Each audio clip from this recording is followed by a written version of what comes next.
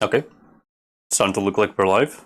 That's quite quick, but the low latency appears to be working.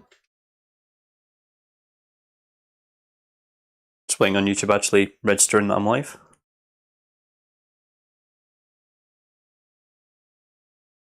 Could go on YouTube.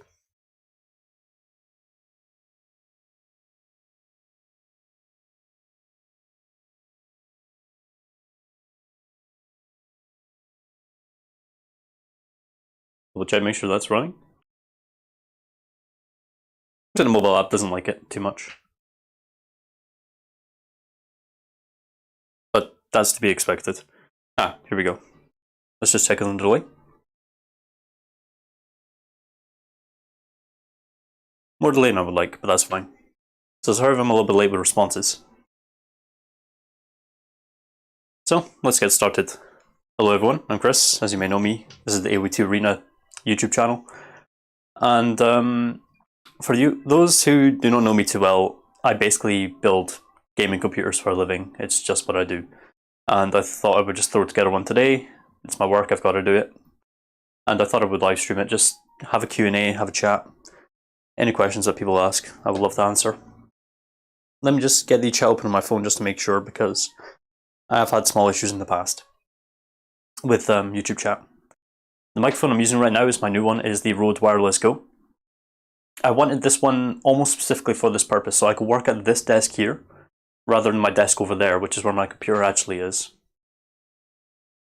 So basic specs of this PC, we're running an i5-10400F and a GTX 1080. Nothing too special all over the board. This is using mostly refurbished parts. Something I would say is, I've been meaning to use this 10400F since this was a good deal. It's not so much now. You can pick these up used for 90 quid if you get a really good deal, 75 on eBay, for example. These new 130 quid approximately. It is 10th gen, so now a couple of generations old, but it's still very, very capable 6-core 12-thread CPU.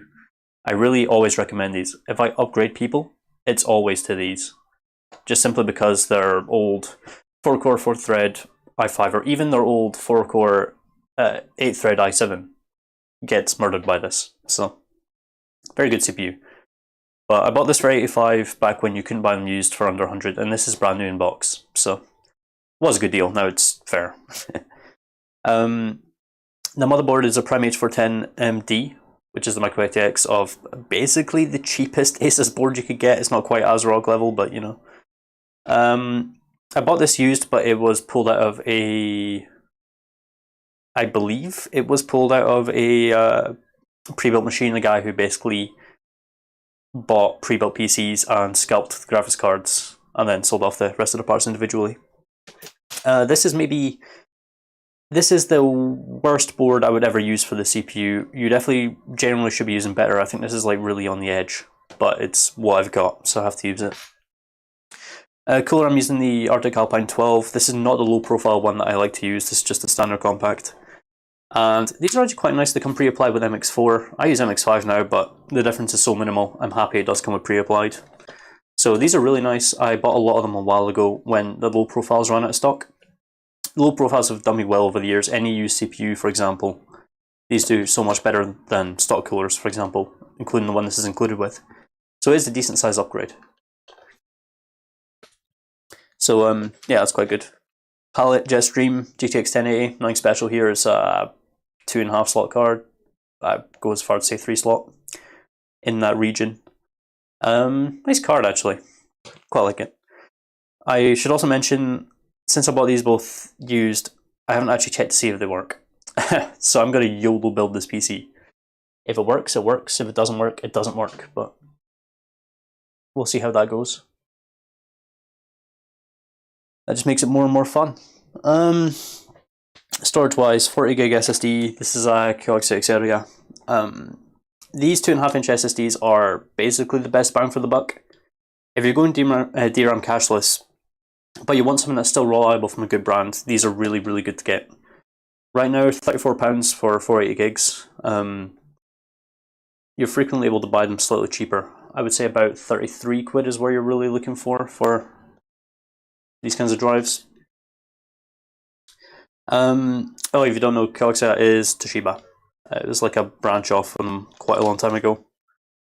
So very reliable, good warranty, reliable company. I always like to use those. If you want to spend a little bit more, you want to get like a Crucial MX, not BX. But, you know, we're building to a budget here. This is a used Barracuda 2020. I have maybe 20, 25 1TB hard drives in right now, and this is one of the newer ones. Manufactured February 2020. This was pulled, I believe this was bought in 2021 and pulled out of working machines that were brand new. I got a lot of stuff from a guy at one point who basically works as an IT guy. They ordered in a bunch of pre-builts and they basically just ripped out a bunch of stuff, like, for example, USB expansion cards that were part of them. They're throwing in their own storage, so he pulled out a bunch of stuff like this. So I've still got a lot of these. And it's a Barracuda, you know, it's fair enough. It's not like a WD Blue or something that's a little bit cheaper. I do really enjoy WD Blues. I think they're very good value for money. But having a Barracuda is a nice little sale. The RAM we're using is overkill. It is Coarser Vengeance, not Crucial. It is 3200 MHz C16. If you know anything about 10th gen Intel, especially these locked boards, this will run at 2666 MHz.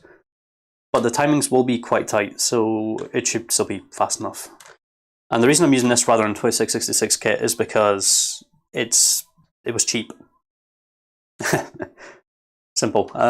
Getting a hold of 3200 MHz kits, like 3200 C16, is basically equal the cheapest you could buy. You can't really buy 2666 that cheap anymore. I guess it's just getting on for it.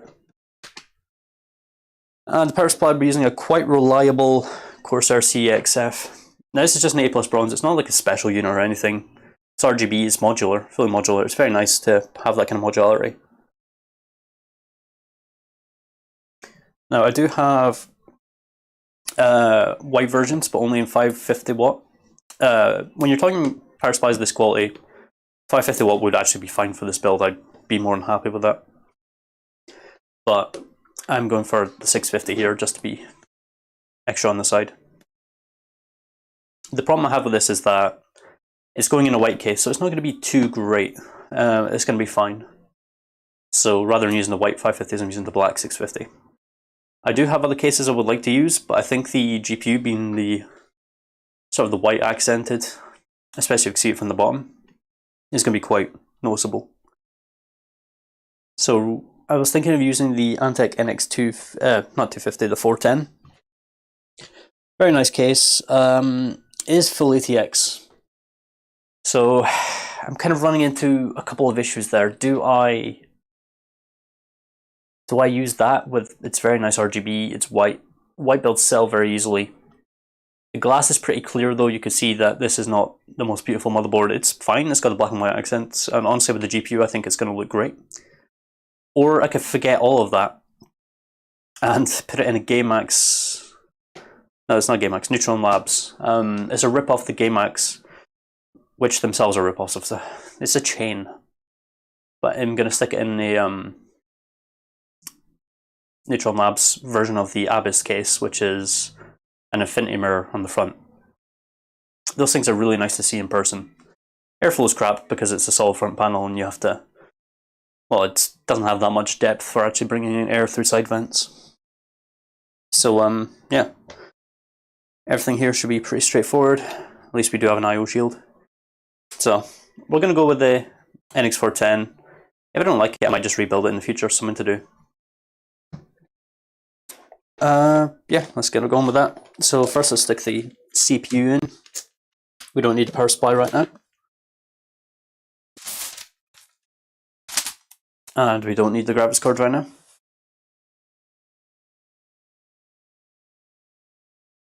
Don't really need these either, but they can stay on the desk. I would like a box to build these on actually. Let's bring the power supply back into the frame.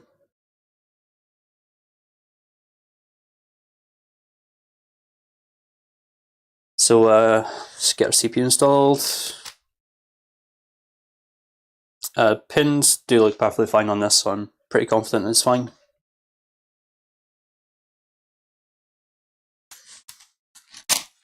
Just, you know what, this is open because I opened it unsealed. Why did I think that was the other way around? This is, I believe, the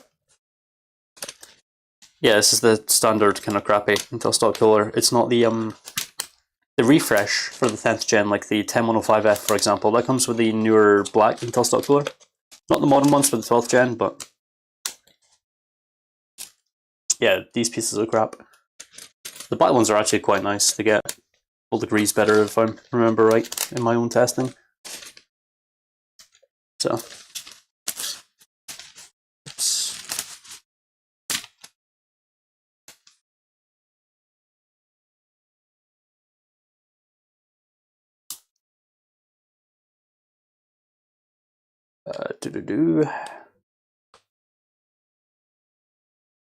turn up the volume on my phone, just make sure all the audio is fine.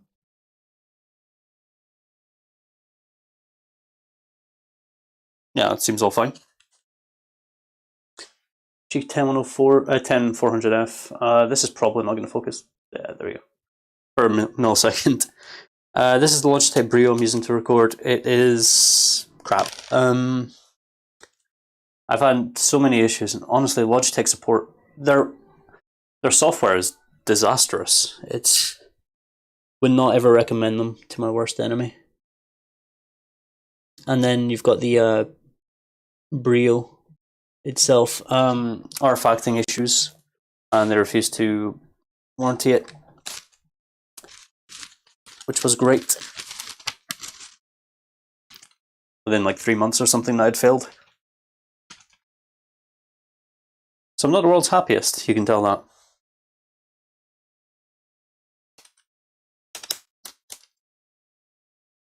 I'm almost tempted to put some NVMe storage in this, but obviously since I bought it used with the box, I don't have the mounting hardware. I'm not sure where I am on the spares for that.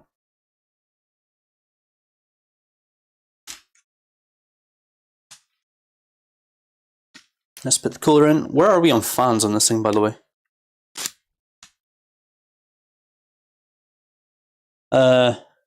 We don't. Interesting. What do we actually have on this piece of crap? APIO, that's fine. Speaker, I'm assuming. We've got one chassis fan connector. I'm gonna have to use like a 3-way splitter just to get the rear fan. Oh no, this case got a hub, doesn't it? Yeah. Okay, that's not too bad. Alright, I don't have to worry about that too much.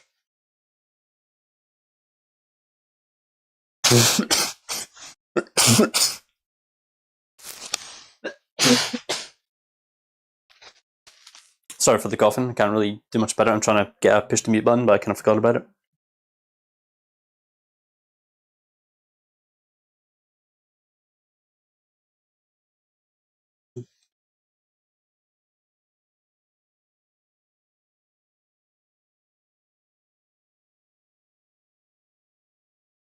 Right, where were we?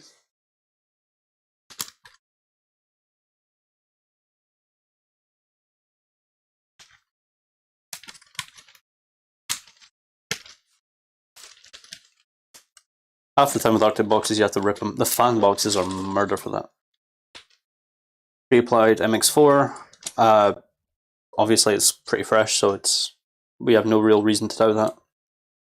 Just double check these are all in install position. When you're installing kind of Intel stock coolers or ones based on it, like the Arctic Alpine series, for example, of this kind, the arrow is for removing them. So you want to have it against the arrow. Otherwise, if you're trying to uninstall it, you twist in the direction of the arrow. I have actually had these come in the wrong config before. Now, I'm not sure because the CPU header looks quite high, CPU fan header looks quite high compared to normal, if that's going to work, but that's usually how I deal with these cables in the Arctic Alpines. I tuck it around the bottom right one, if the fan header's up there.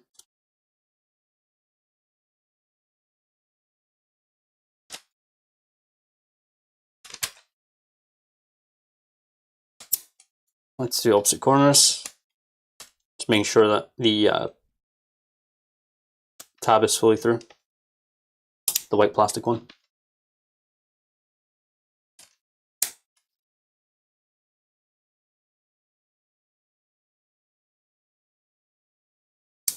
There we go. They all have a firm click. So I'm not too into the stock thermal paste application. I prefer putting it on myself with a decent lump, make sure it spreads out properly.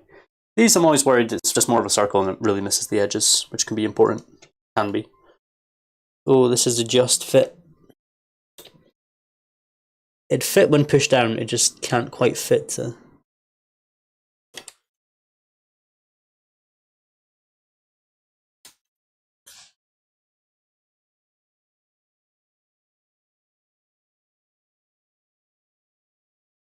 we go.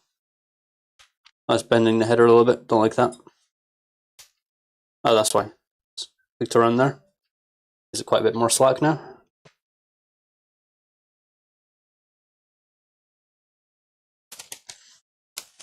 The best thing about these are very quiet. The low profile ones are basically silent. A case fan on the lowest it can go, like a standard chassis fan, fractal or whatever, they will definitely out volume this.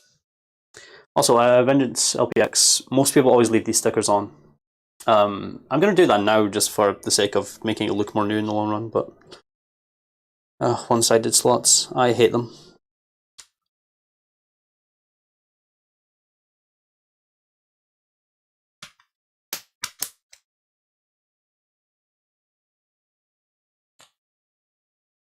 Never feels like you're getting a firm click unless you could like physically see the latch click into it. You're welcome. I'm presuming. Welcome, Sarson, by the way. I'm presuming by A-Gig 3200 you mean one stick and you would replace it with 2 sticks of 8 for 16 gigs? That would depend on your CPU. If you're using something RAM heavy, I would probably wouldn't have really gone with that. Like if you're using Ryzen or something, I think it's wouldn't be a huge difference. Dual channel would still help, definitely, but 3200 megahertz if you're using Zen Plus or Zen 2, I would particularly be a big fan of just keeping the 3200 and maybe trying to save for an extra 8 gig stick of that. Even something similar that can at least match the same timings. Although that's, you don't want to get into the realms of manual overclocking. You want to just, if you don't want to really do that or risk having slightly different sub timings, that means it can't run at 3200. Just buy an identical stick, 8 gig stick, maybe eBay or something.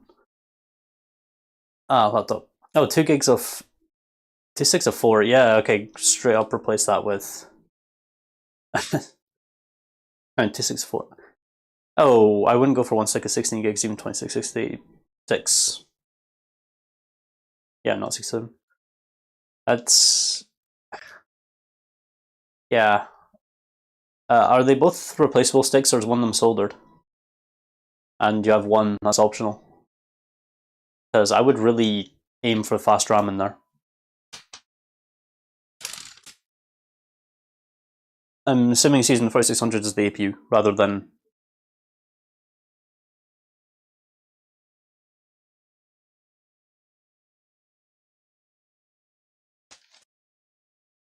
Oh, both replaceable. You're kind of between a rock and a hard place with that one. I think I would really hope a little bit harder to have something that's just that tad better. Like 3200 megahertz shouldn't cost much more, but the difference is quite. You're streaming on Discord, then especially with DED, he's a bit of a RAM hog because memory leaks.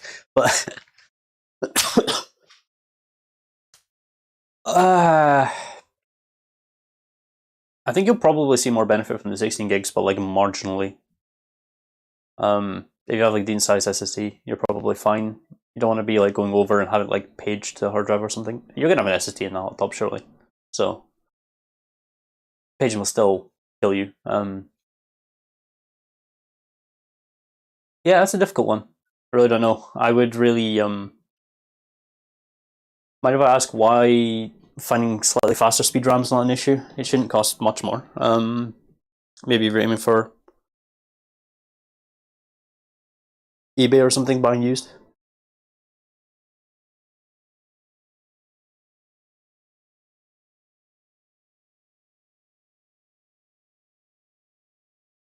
Uh,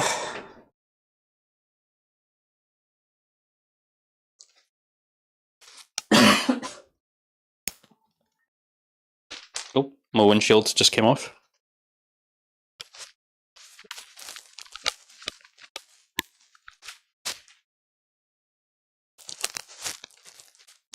Um,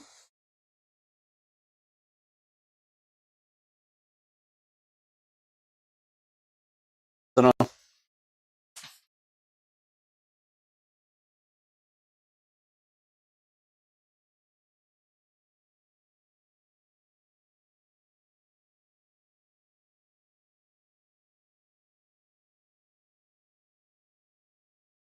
Sorry, I just had to sort something there.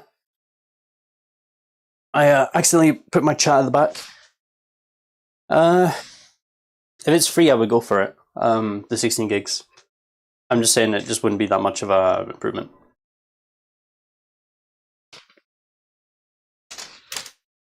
As in, like, generally things would be slightly worse until you actually did things RAM heavy.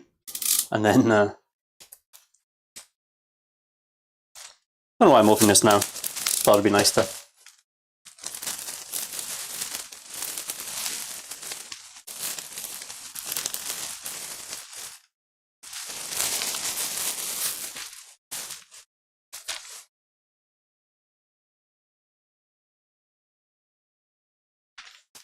Let's put this to one side. Gotta move all this stuff out of the way. I was trying to do my inventory recently because, how would I describe it? Complete unmitigated mess. Bits. And yeah, I kind of took away a lot of my spaces for putting stuff while I build, so things are a little bit cramped in the office right now. I'm just getting the case out of the box. If you're wondering why I'm having a lot of strain right now, I'm very physically unfit. I know you don't need to say it. Also, big props to Antec for using the high density foam type of stuff for protecting it. This over styrene any day. The polystyrene just gets absolutely everywhere. Hate the shit. Breaks all the time. But that stuff's quite good.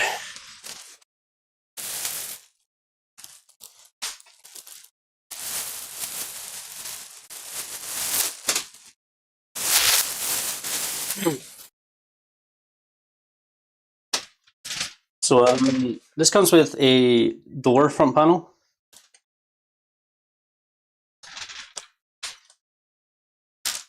There we go. It's quite nice. You've got a couple of two 140s included at the front, ARGB, one at the back, and I do believe this does have a hub. Although looking at it, it might just be like this interconnected bollocks where it just like connects to a SATA without a proper hub and just has a controller somewhere in there. As for top IO, nothing too special. You got an LED button, no reset button, because it's been repurposed. Power button, you've got your LED indicators, your hard drive LED, your power indicator. I don't care about these. No one usually does. You got. I don't like the combined ones. I really like having the two separate headphone microphone. Two USB 2, one USB 3. I am building this for a customer, not specifically. I usually build PCs, then list them for sale. A lot of people do come to me for custom builds. I do those quite often, but this is just one that I'm building, putting up for sale, and at the price I'm able to build this for, I don't have numbers for you right now, but it's going to be cheap. It's going to be a good deal. Someone's going to buy this cheap, so someone's going to get a good deal buying this from me. Top has space for two 140s. I think this case has like a reasonable room for a 240mm rad. Oops, sorry for knocking the webcam there. Oh. when I say reasonable, I mean quite a small amount, but maybe a tight fit. So, just gets laid down on the desk. I'm going to take off the back and front panels. Not captive screws on the back. Captive means that as you unscrew them, there's a sort of a ridge where they screw in that will hold them in place when you unscrew them. So.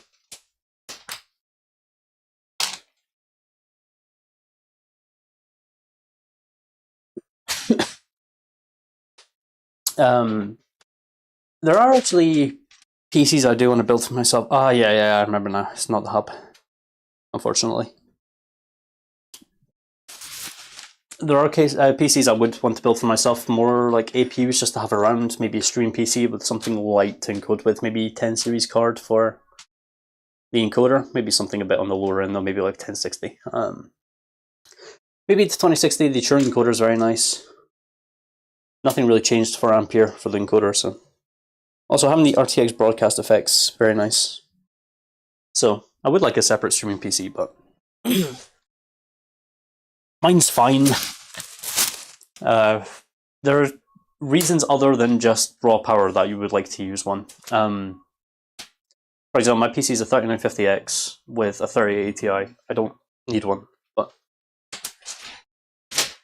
for spec wise. So yeah, I kind of forgot how horrible this is. Even worse, it's Molex, not SATA. Of course it's Molex, it needs 12 volt, it doesn't need a 5 volt.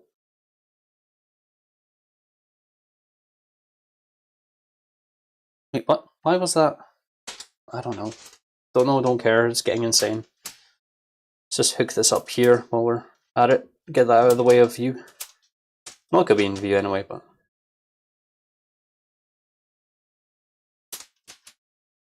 Should use proper cable ties. It does have a proper drive cage. Nice to always see the hardware included, like this. Replaceable things for the back. Does this have vertical? It does have vertical GPU mount, I think. Yeah, it does. Does it? Oh, it doesn't have the screws. I guess not. It looks like it's just reusing some old tooling then. All standard hardware. Those look metric and fine. Spares. Always nice, reasonable amount of case hardware. Can I take out this dry bay to mount 2.5 inches at the top? Yes, I can. Oh, there's additional daisy chaining for these fans. So where is the RGB connector being daisy chained to? So it's U. It's connected to the switch. So I heard these fans connected to the switch.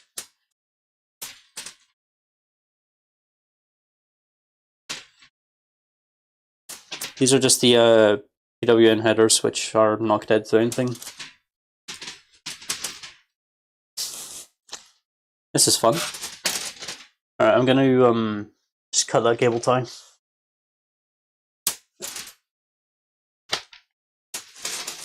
This is a, how to describe it, incredibly cheap solution.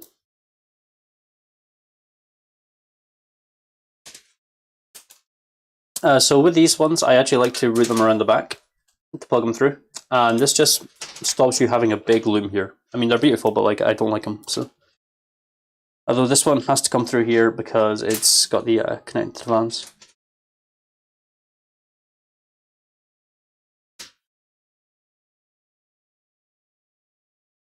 Why is that connected to the back and then not connected to the front?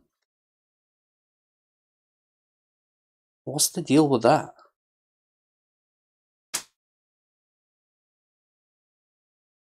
That's just bizarre. It's not the first time I've seen things like CIT cases, the cheap ones, they do that stuff quite a lot.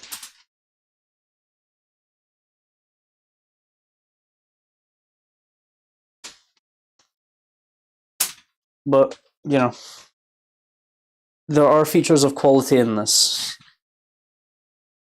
Also, I don't like using these for 2.5-inch drives. It's just, or even additional amount of points here. I don't like using them. Generally, it's just because I don't like routing SATA cables everywhere. If I'm going to have a hard drive, which a lot of times I do, I usually use a lower SSD with a 1TB hard drive, 240 gig maybe. Then I prefer having the SATA here. Even then, if I'm just using a SATA drive, I won't put it in the bay, I'll put it on top, and then I basically just use the space for stuffing cables inside the bay. So.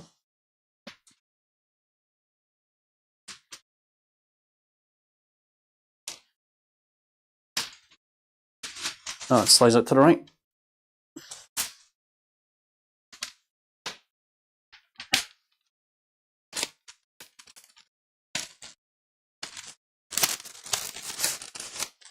I need to grab some SATA cables actually.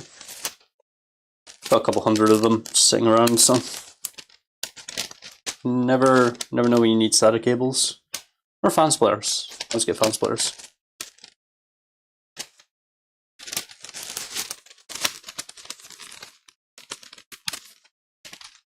Let's get these empty boxes off the desk. Right.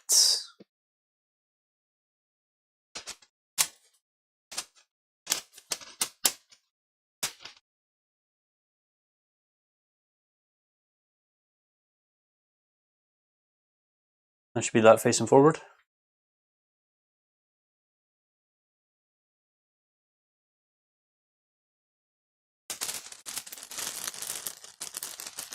Grab a couple of thin cable ties, add it to the box of hardware.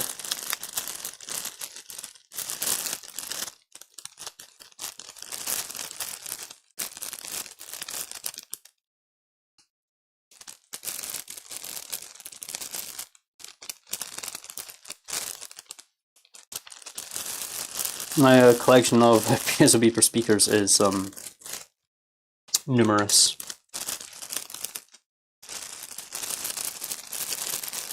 I never install those, never liked them. Oh no, come on, Antec. Look at this, fucking look at this. This little bag here, with the bag inside of it. Actually taking the fucking piss.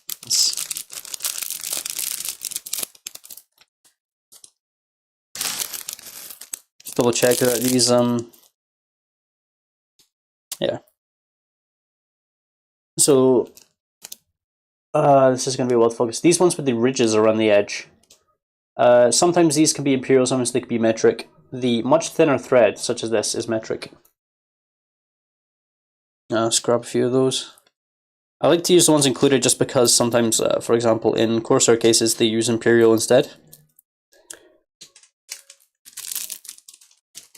Or like motherboard standoffs, for example, that's the main one. They're not good. So, I hate that thing about it. We kind of almost have standards. I also have screws now on my carpet. There we go.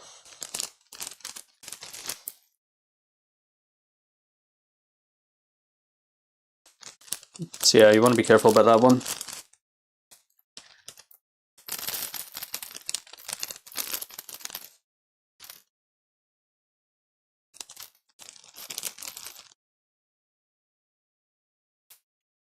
My YouTube music just stopped. What was that about? Right. Don't know if I get this up close.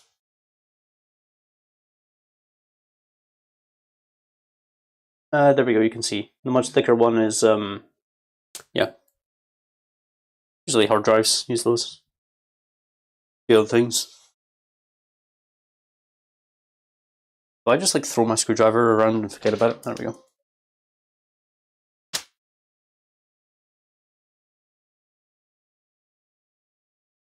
I believe there's a Two Guys Talk Tech coming on soon. I'm gonna miss a lot of that, but that's fine.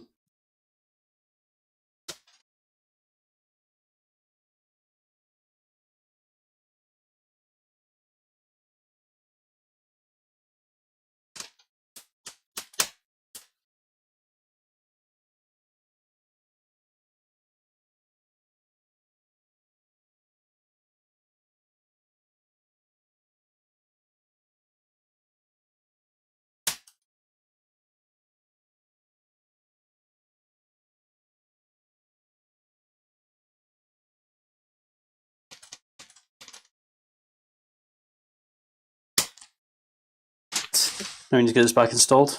I like when these overhang a bit. I don't like when it's flush like that. Some side connectors can be a bit of a pain with that.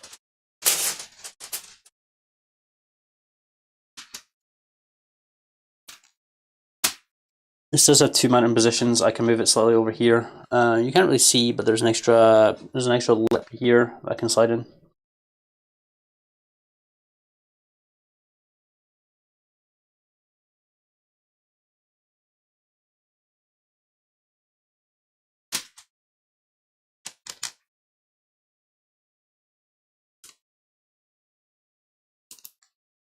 I don't see why you would ever use that.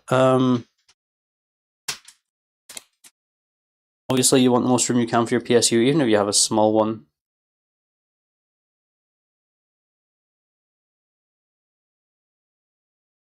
I'm thinking of having a Chinese today. Chinese takeaway. Get my usual crispy shredded beef. In possibly today a honey chili sauce. You get that with extra chow mein. The Chinese they do extra chow mein for basically very cheap. So this one does have these little nodules that go into the screw holes to hold it, which is fine as long as it has additional screw holes, which this one does on the bottom.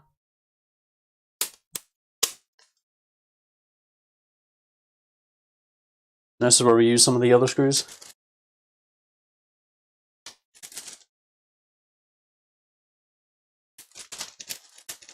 I have a big tray of these, but I try to avoid picking up as much as possible just in case the inevitable happens and I drop a big tray of screws. Just like this one that I just found on the floor.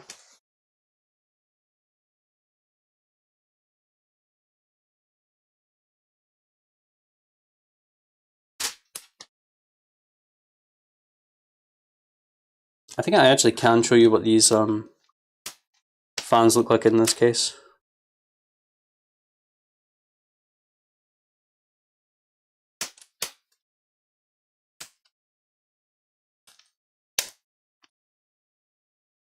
It's a hard drive.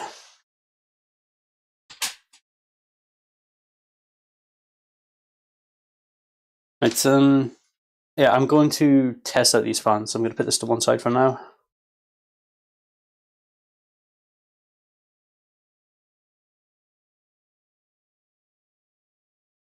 What am I doing? There we go. So these Coarser power supplies, yeah, 10 out of 10. Would really recommend them for the price you get them for. I got this one for under £40, brand new on Amazon. I also got the 550 watt for 33. Those are frequently on sale for 37. Well, not frequently, but. Oh, and right away I'm putting in the IO shield because this is something I will and do often forget. Well, not often, but too often. Putting in a motherboard and then realizing you have to take it out because you just forgot this is and always a fun one. I should really be doing this from the front, but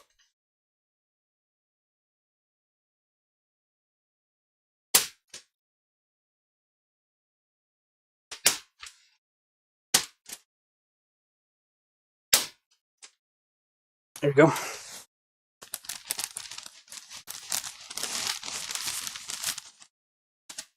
Nice little unit. Always a big fan of this kind of thing. It is hefty, which is really nice. Also, it has Coarser TX650F. The logo's an RGB, but this does show through, and this can look quite nice. As in, it tells people they've got a quality unit. Let's get that. Like half-inch little screws when I can. And also get modular cables that we have. So we're going to need our 8-pin EPS connector. That's our 24-pin for the motherboard. We're going to need 2 SATA and a Molex, and we might have a single strand that has 2 SATA and a Molex on it, rather than having to use 1 strand with SATAs and 1 strand with Molex. 4 SATAs. 4 Molex. We need this 2 PCIe 8 pins, we need 8 and a 6 anyway. Obviously these are breakaway, so it's again 8 pin and an additional 6 pin. I forget what type of these are. Are they type 4? I'm not sure. No, type 4 is going to be TXM and RMX, isn't it? There's an additional PCIe connector. We do not need this. It's our CPU EPS 8 pin. Do not confuse this. And one last cable. Let's hope it's... Oh, it's a 650F. Of course, it comes with two 8 pins. It's quite nice. So it looks like we are unfortunately going to have to use one SATA and one Molex, so that just adds more wires into our build. One Molex monster. We'll use the one with 3 SATA because we need 2. That gives someone at least 1 to expand with if they had to. But preferably to use another cable to the SSD here, because plugging in SSD down here and then this one on the same cable, that's not really going to work, my friend. Oh, and these do come with C13s, which is really nice. A lot of cheap power supplies won't, and it's an extra little bit of a cost.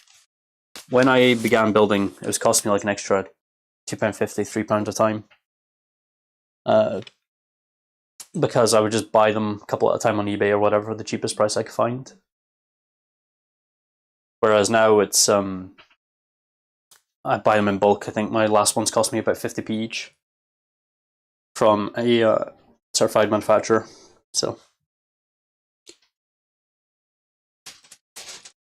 not manufacturer, laptop refurbisher. And they had a bunch, and I just bought some 30 amp fuses, which are much cheaper than you might think, and just upped them all the ones that needed it. I kept the low power ones at about 5 amps. A good few of them for low power PSUs, like maybe 500 watts. I mean, strictly speaking, you're fine with 3 amps, but those are just only cutting it that close. Right. So I want to test out the fans, the RGB. So we're going to need the motherboard so we could actually start the PSU. I'll show you how to jump this. And Molex. Molex is really, I don't know, I like Molex more than other people. Just because of how it delivers, but...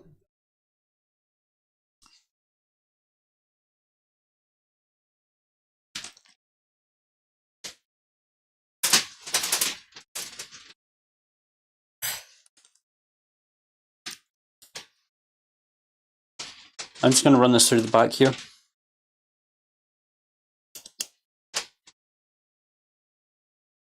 Then turn it over.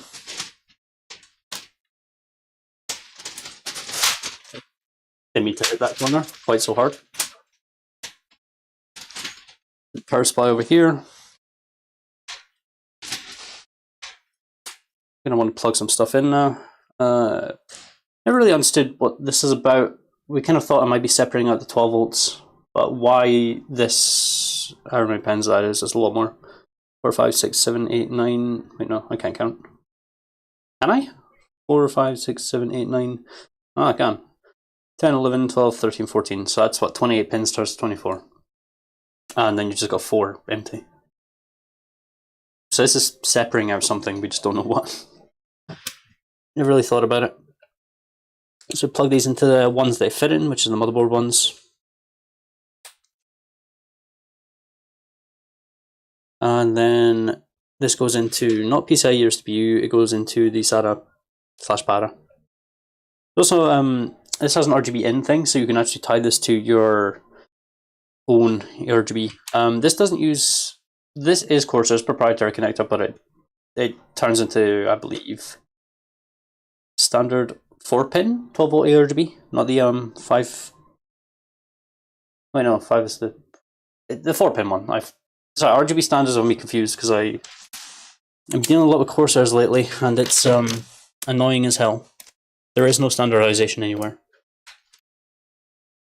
Alright, so we are going to want to jump this. I use a paperclip. So the way I look at this is, if you have the clip face down, you're going for the 4th and 5th in the bottom right.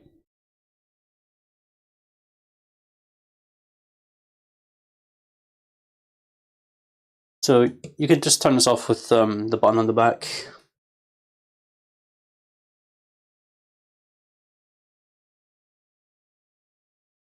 Or something, I don't quite remember.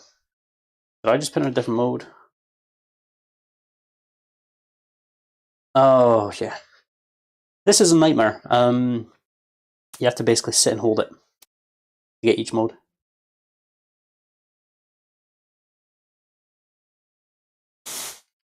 So it's not very fun.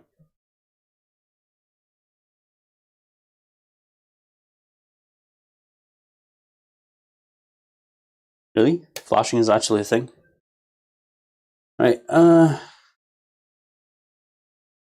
this all seems to work fine.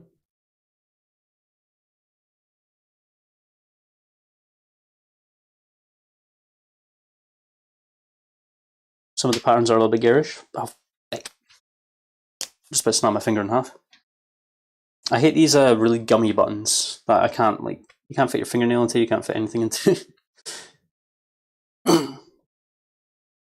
The blue on this does look really nice if I give the camera. When you have the glass panel on this, well, especially with this color, if you have stuff in here, this probably is not going to show up well on camera, especially with that. Yeah, it's not.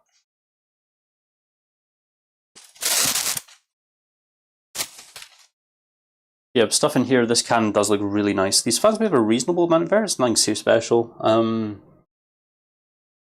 I'll see if that PWM connector could be daisy chained to the motherboard, the one chassis fan connector, but don't care enough.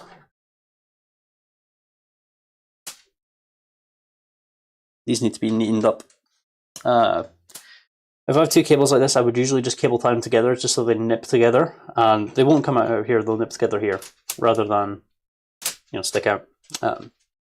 Usually how I like to handle that. Yeah. Turn off PSU. Incidentally, if you've got a PSU connected, just turn it off at the switch, but if you keep it connected via the C13 power cable, then you're basically grounded, so that's usually a good way to work on PCs. Keep it plugged in, but keep it turned off. Is usually how I do. Where I live, there's basically just, we're not in the climate to have static. Just gonna put these to one side. I probably should use a case that's a little bit less budget, but this is still reasonable. Like, I have a lot of cheap trap cases that honestly have been fine to use. No real issues. But, you know, when you're doing something like, you know, 1080 instead of like 1050 Ti PC, you wanna up it a bit. I'll nip those in the bud later. Alright, we could just ignore the mess we made. And to put the motherboard in. Where are the screws in this?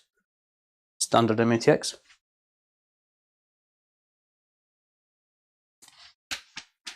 So this comes with M.2 standoffs pre-installed. I believe in the case of hardware there's going to be some extra ones that we didn't look at. But let's use the 5mm socket. I think this is the one. Yeah, it is. Got this socket attachment for my screwdriver that I like to use. It works well. There are, I don't know where I've put them. There are sort of like little things you get. They have a Phillips head on one side and it just fits over the standoff. So the one issue I had with this is also just getting the cables in. So the way I like to route the FPGA is up through one of these holes, like all of it together up in one strand, and then I have it go straight across. So the FPIO here, USB here, whatever. HD audio on the left, usually.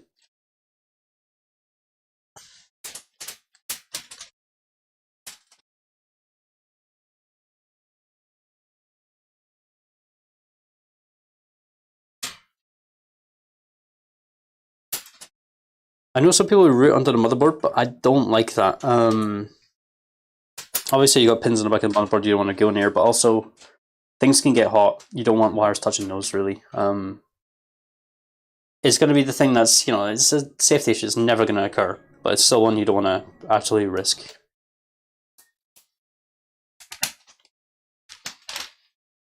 Right, get you in. Move these cables slightly out of the way. Make sure we're not actually jamming any pieces of metal into the USB ports. I have done that before.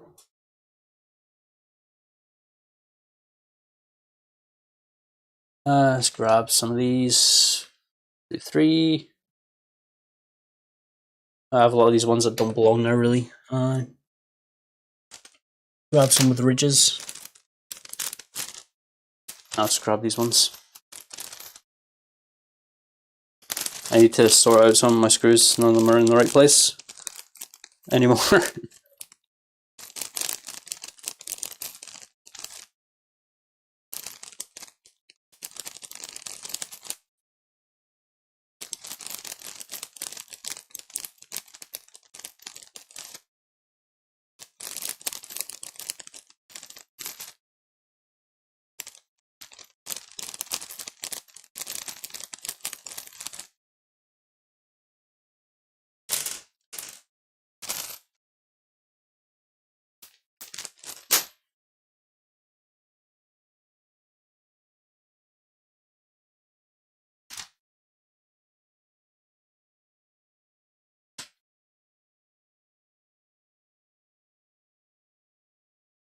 Don't need to screw these in too tight. Sometimes you will need to put in just that little bit of force to shove the motherboard into the I/O shield. Depends on how much springiness it's got on it, what little clips it has, and that kind of crap. That did not go in straight.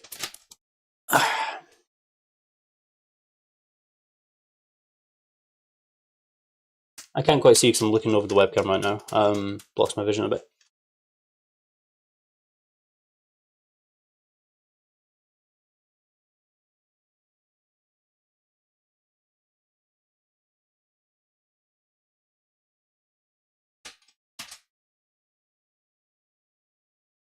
This screwdriver is incredibly handy because you can normally use all of this, but it's so quick on a whim to just rip the head off it. Not quite, but make it long.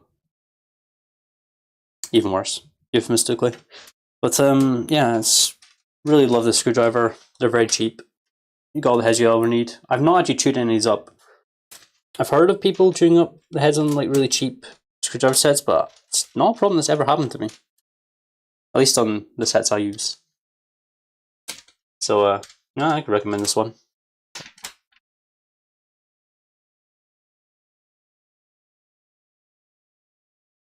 Get rid of these.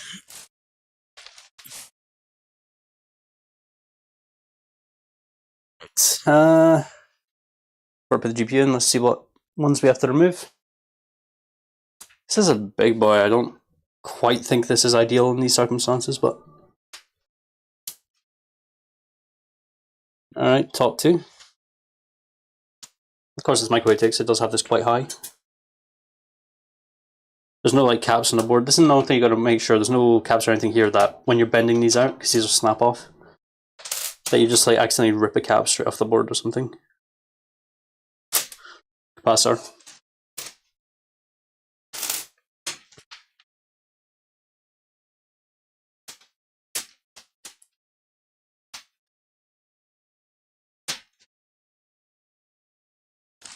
I'm just going to take this off. I have experience in the past where these are just pain in the ass. Take it off, put it back later.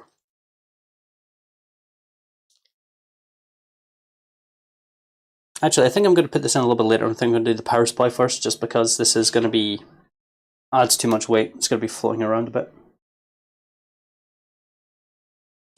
So let's get the power supply in. Let's get some wires where we need them to go, and let's sort out whatever the hell's going on here. So yeah, you can come out.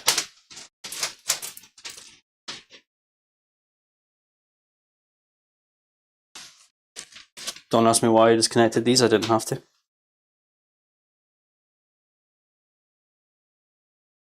This only has This only has mounting for our fan down power supply, which is fine by me. It's the way I prefer it because it's easier to get to the dust filter that's on the bottom here. You can't really see it.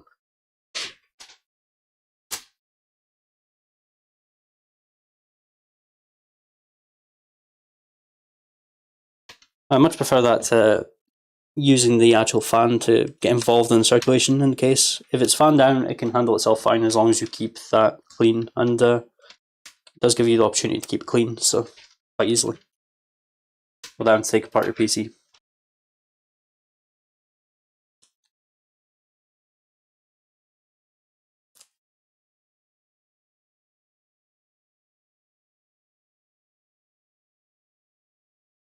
The EPS side.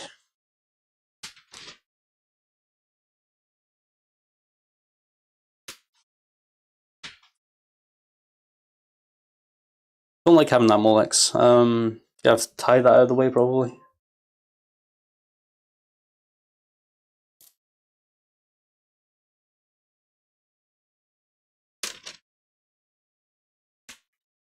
What's next?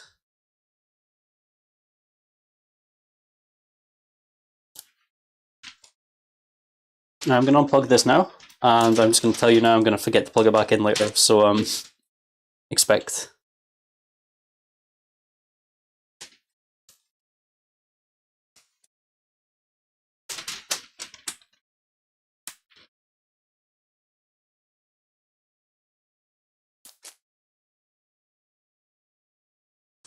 It's only 1080, it's not 1080 Ti, it's not oh, it says not modern card, it's not some Ampere 400 watt guzzling mess.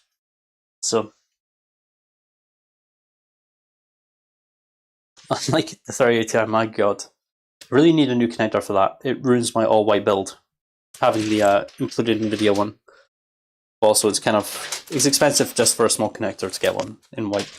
Like it's like 12 plus quid from, I forget their name, but a company that does braided cables on cable mods. Oh, they probably do their own.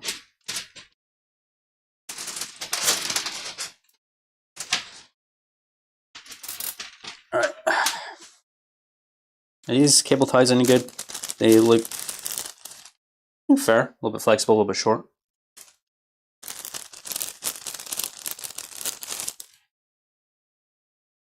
We've got our screws in a little baggie.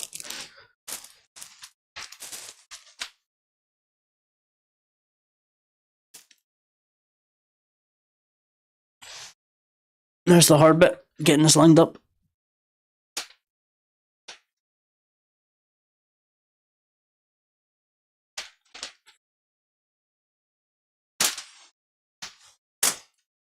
Need to burn myself in a bit of light.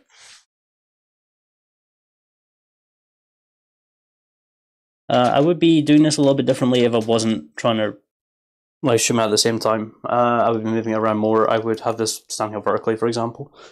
The things I do for viewers.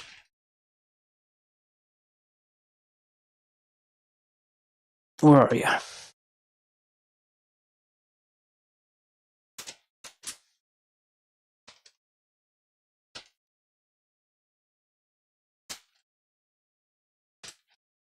Power supplies don't need to be like screwed in with that much power. They're not exactly like high vibration units, and you know, even the fans in them, even cheap ones, are usually quite light, so you don't need to be too concerned.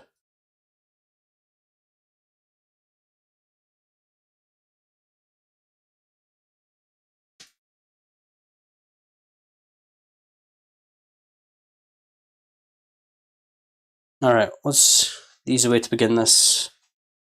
Motherboard connector. You're there, and the USB 3 is that one there.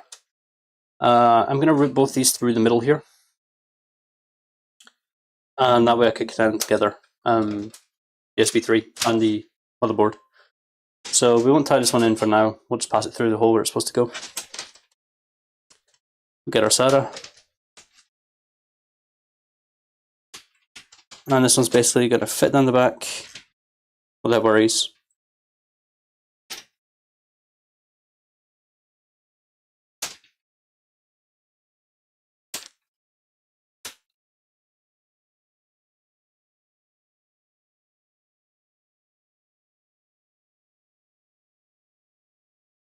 And this cable is gonna have to get a bit squished when we put the door on. It's not too bad, not the end of the world. Just far from ideal. I'm gonna probably stick in the SATA cables now, just in case. Speaking of which, this motherboard, what does SATA look like? They are all front facing, not side facing, I think. Oh god, they're all on the bottom, that's a pile of crap. There's gonna have to be right angles, no other way about it.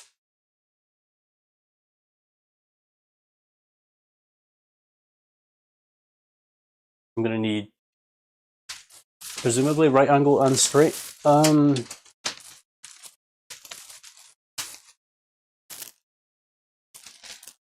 This is some of the SATA cables.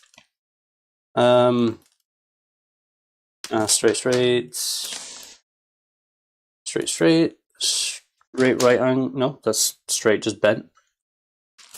And all the ones I've got in these new packets are straight right angled. Although this is serious, like, plastic waste right here. I got one there. Will that save me? Ah, got two. Yeah, it's like, I think these are packs of 3 of these, and they have this extra bag. It's, you know, I'm not like some mad environmentalist. Sorry if I describe all environmentalists as mad, but I think that's taking the piss.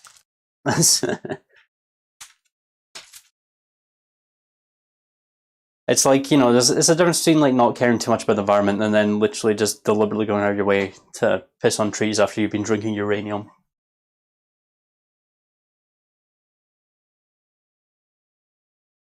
Sorry we joined at that point. That's not the point you want to be at.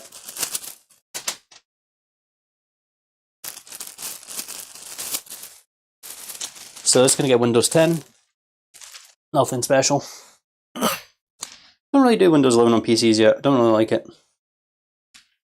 If a PC is capable of upgrading, then by all means, the customer can. This is why I wanted to get this in.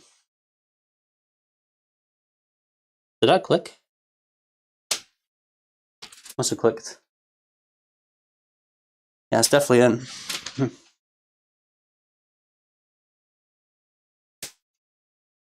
Now these SATA cables can go to one side. Right, next cable's the Molex. This can get the fuck, but I guess we're gonna have to just deal with it anyway. Alright, I'm gonna tie this much up, just to make it a neater bundle that fits down in there to hide.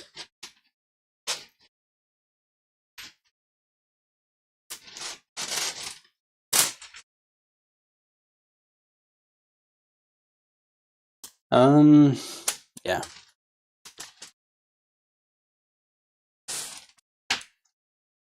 I gotta undo this mess just a little bit.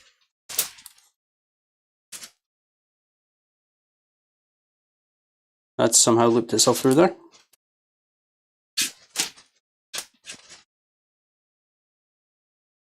This would be the easy way here.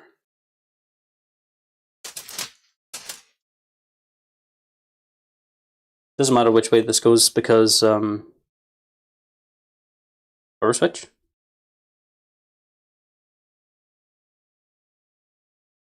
It's a reset switch, surely.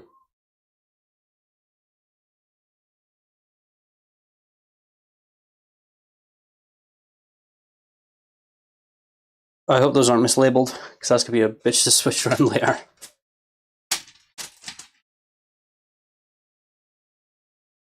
Oops.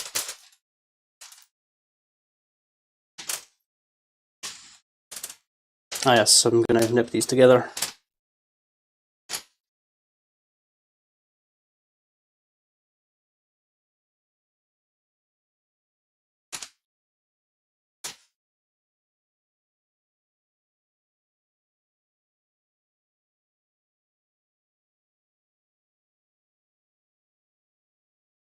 Enough on the other side, this cable should stay hidden behind there, rather than try and work its way out.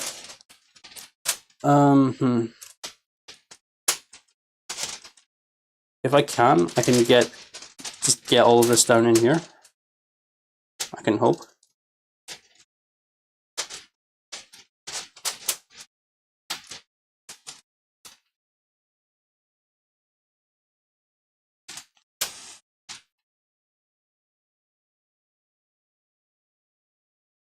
If I stick this behind this connector, it might hold it in place when I tie that down.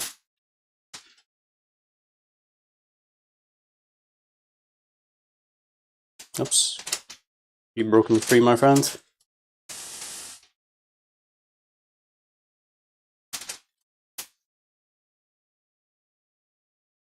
Just from now, I'm going to tie this down. Just do I have one of those annoying things left? Yeah, I do. Don't want it to be held too tight.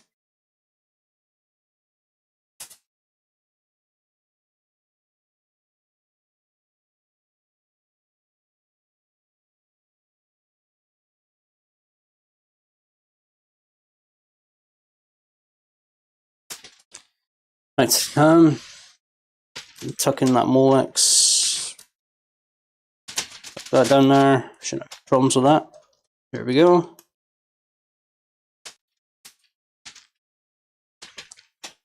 Look at the CPN, that's not right. CPU 8 pin. Let's just go up here and fit in. Nothing special. Flip this. You won't really be able to see what I'm doing, but trust me, I'm doing some secret stuff.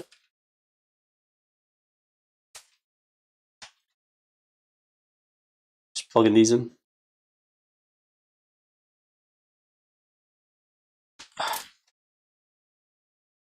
These are flexible, they're just a little bit stiff because there's a lot of cables there.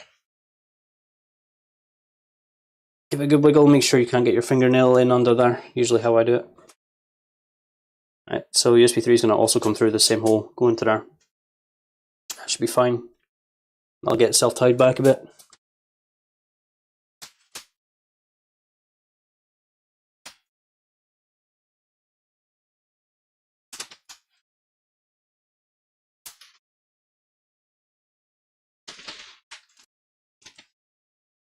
The PCIe 8 pin, I kind of want to feed that up through the same hole as the rest. Through this hole through here. And we can pull that back if we need to. So, not the absolute neatest, but it's doing fine.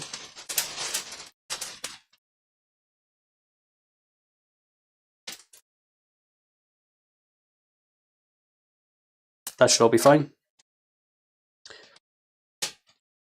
USB 3, I'm going to run along the top, as I said before. This is just very... It keeps things quite out of the main loom. It makes it much easier, especially replacing something.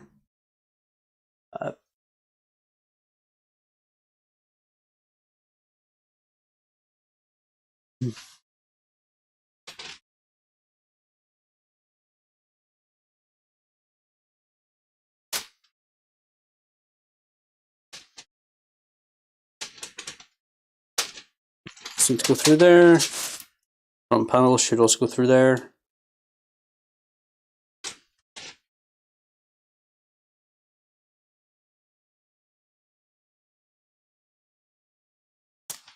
And USBs, 2.0s. This is all going to get cable tied like this. So you're going to have a bit of a bunch here. This is going to be firmly held up over here. It looks messy right now, but we could deal with that. We have basically everything in this PC jammed through this hole, so see how that goes. Let's turn it over. Let's hope nothing falls out. I would do this again standing up, just so I can access both sides, but yeah, I'm treating you guys really special today. USB 3 connector looks good. One of the connectors I've ever seen mangled the most is definitely the USB 3. That pulled tight should look good. Well, fine. Maybe not good.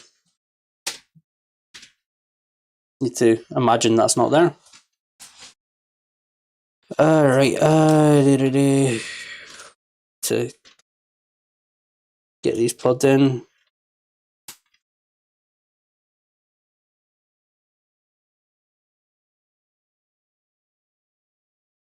Yeah, this doesn't look as good as I thought it would. It's going to be 2 of these, probably.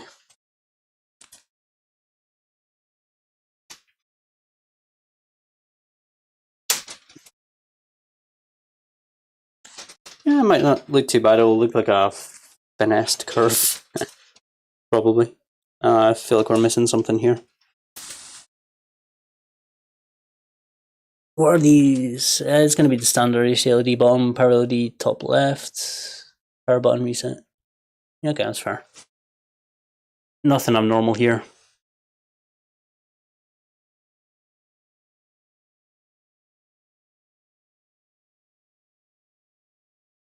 Oh, YouTube music likes to stop every so often just to make sure I'm still alive.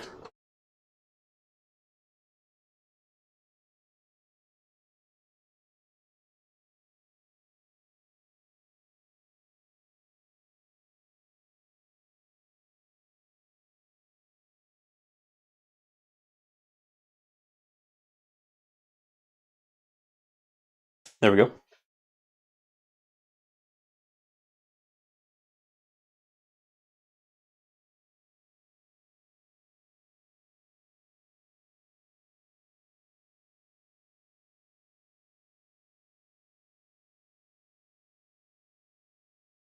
Sometimes I do like to cable tie right up against that. It just basically keeps all the cables together, so that's one individually being pulled out. It's much harder to pull them all out at the same time, so... especially when I've sent PCs in transit. That is an issue I had before until I started doing this. Although you never really know. I've had customers that have like definitely messed about with some PCs.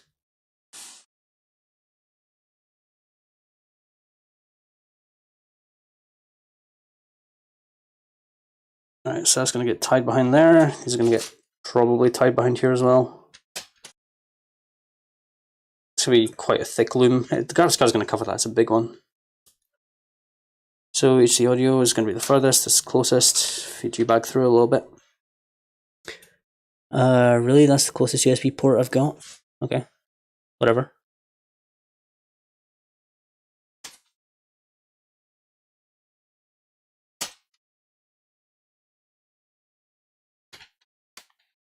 Panel audio.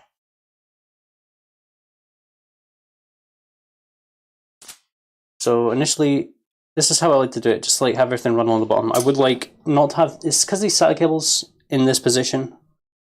Normally I wouldn't like to have this. Normally I like SATA ports on the side, for example, coming from here. But if you have only like the front panel I/O, for example, then you can have a really nice, very 90 degree. It looks better than most other solutions, in my opinion.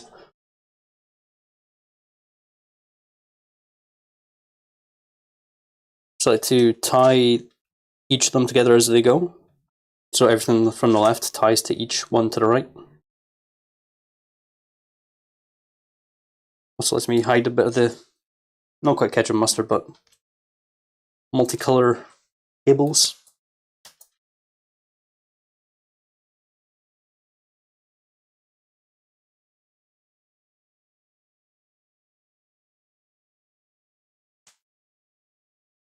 It doesn't look too bad, it just looks like there's one off-shooting SATA that you can't do anything about, rather than...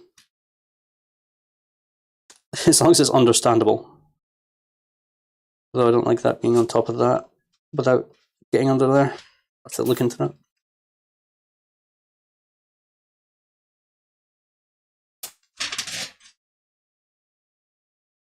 How much can we bend that rogue SATA? Don't really want to, but needs must. That's not bad at all. It's not good, it's not bad. Again, we have to sort of imagine this cable isn't here.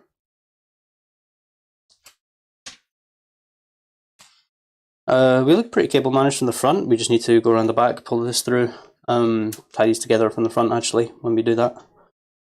Can we just push this through? Do it from here. Yeah, we can.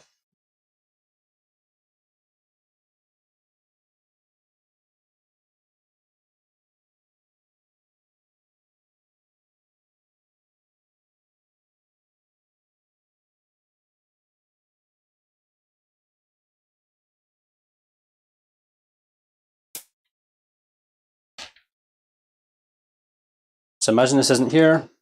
I like it.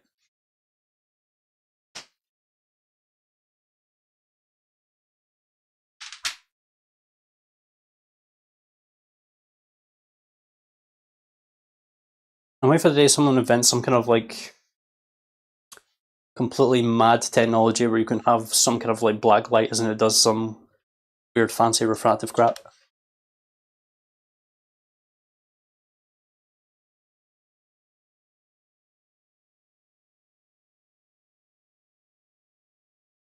With these, I like to just bend the cable tie a little bit just to get it in the loop.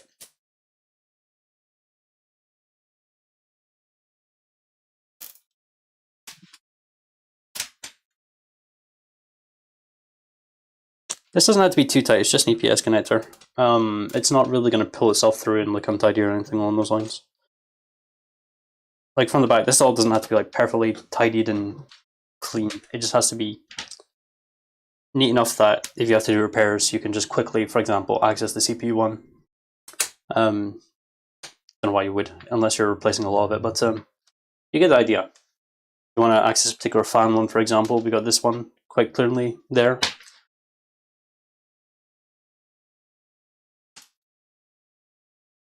Let's get these tied up here.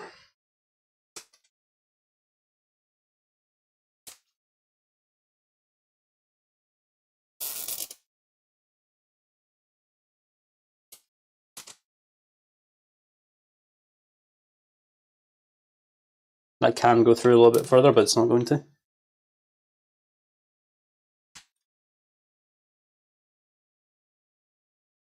Then we got all these loose little wires, the PIO, this, all different lengths. So we could easily do this if we had to. It doesn't really matter, it could be part of this loom. I actually do quite like that. It does mean we are going to have a bit of a weird bend down here, but we can make that work with cable ties.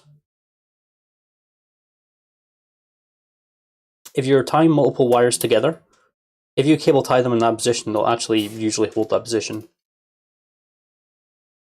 It's just how they hold themselves together. If you cable tie them tightly. So you can make pretty mad bends happen.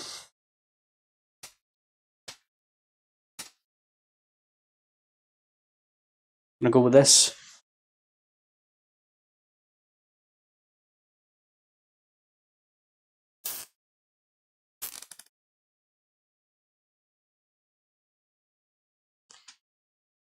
Maybe we should have gone for that.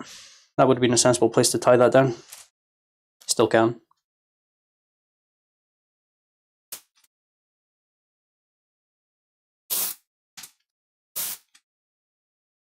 Having basically all this front panel tied together also makes things quite easy later on.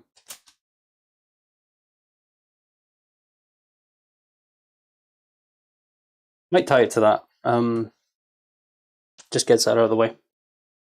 I know we're putting in 100 cable ties, but I don't like things showing really through the holes that doesn't have to. We can keep that fan loose.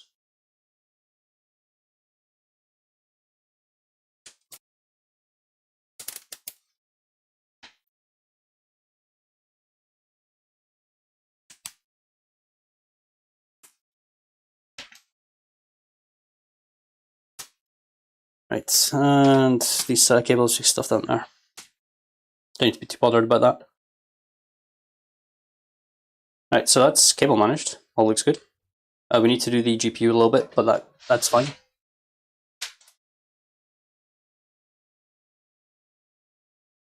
Oh, while I'm at it, CMOS reset. Where's the jumper? The RTC. The CMOS is like basically the power to the BIOS, and you want to clear that occasionally. If you're changing parts and stuff, it will just stop it for example, if this had different RAM in it before, that was faster or slower, different timings, basically this RAM will not work on those same settings, it has to reset. This will basically just like reset the profile to the absolute defaults, and then we can change the RAM speed and work within the BIOS ourselves. Alright, it's GPU time. Where are you? There you are.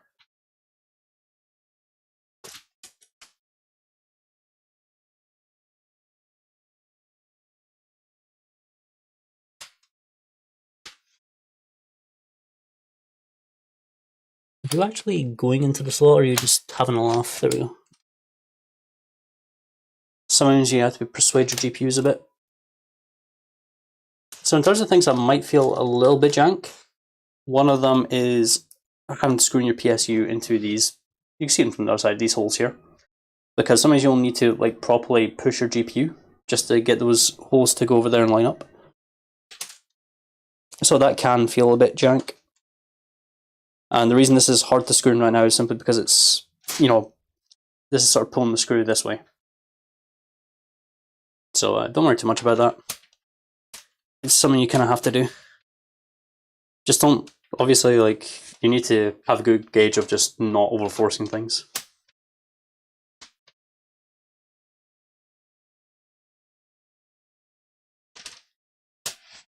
There we go. You can see the mess build up. Oh, you can't, but keeping it off camera. Oh, this GPU is fucking massive. I just forgot. This isn't going to fit. Oh, do I really have to?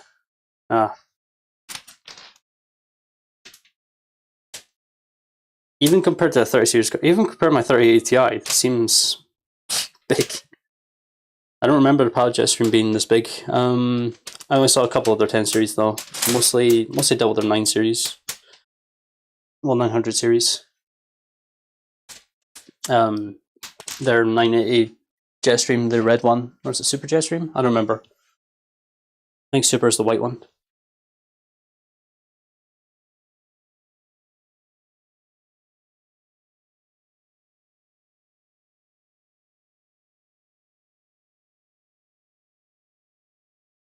Sorry, my phone's on silent.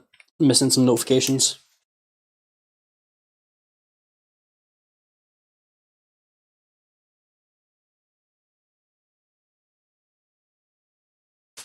Oh, where was I?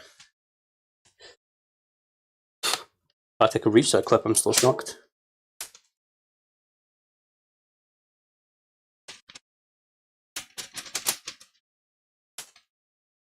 There we go.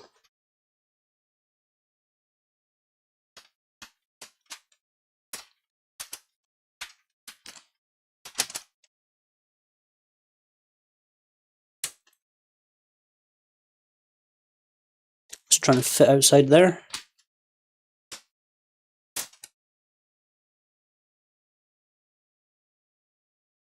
It's in.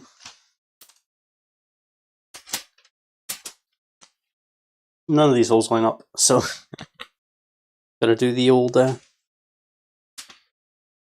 bit of a force.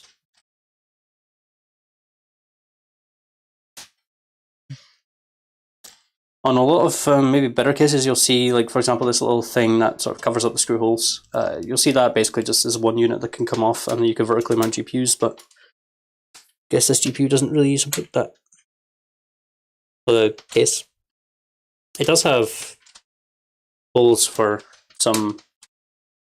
Is Antec? They make the flux fans, the reverse fans. Those are actually very good fans, and I've used them quite often. Not for that reason, but for example, AVP Aquila, not Aquila, the Hexa. Cases where the front is basically completely obscured, either by a white mesh or something with RGB shining on it, or it's a solid case, but basically where you can't see the fans from the front. I use them to make the fans look better from the inside, if they're not supposed to be RGB.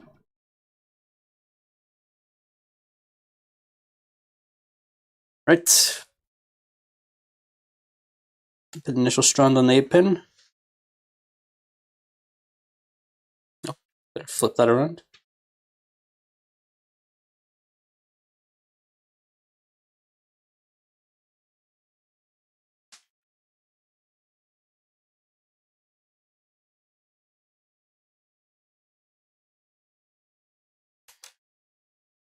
Right, this has to be tied together, just for neatness.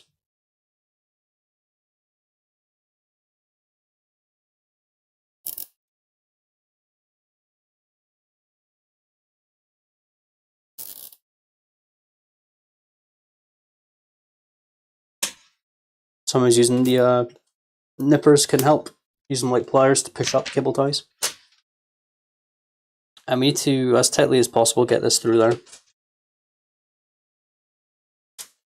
We could have run this through here. Nah, I wouldn't have liked it too much.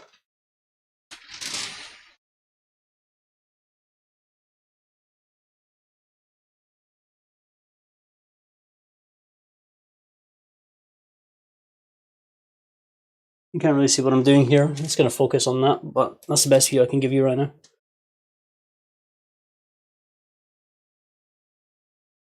Basically, I'm going to pinch this excess into a loop. I'll describe what I'm doing because you can't see. And then hopefully that will then just happily tuck in right there.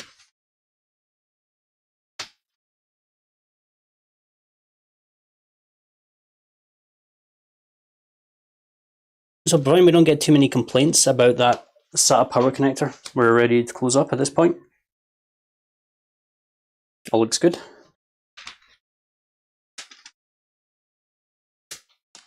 All right, so there's a slight issue that I kind of didn't really think of until earlier. And okay, so usually the monitor I'm using right now for looking at the stream, usually I have a HDMI cable off to the left here. HDMI and C13 just ready to use at any time. But usually I will use those. And the issue with that is I'm streaming with it, so I don't want to use it. So ages ago I bought a 1080p monitor that I plan to wall mount above the webcam, like eye level for me. Thought it would be really nice to have and use. And I never really got around to getting the wall mount. I just kind of forgot about it. So here's that Dell monitor I'm going to be using.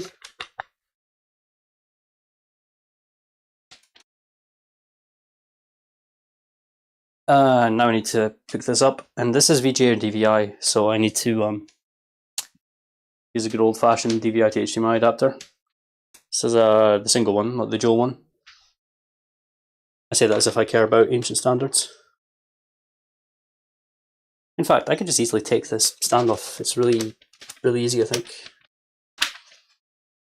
It's part of why I got it, because it's one of those nice Dell business models. It's actually relatively flat off the ground, so quite like it that way. Should be good for the wall.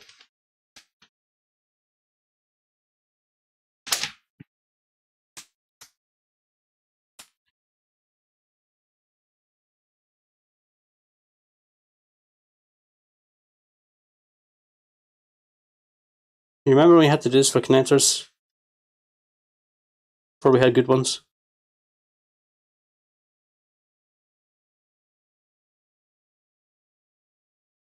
We don't really need to be screwing them in tight, but yeah. Might as well keep this in now I've got it in.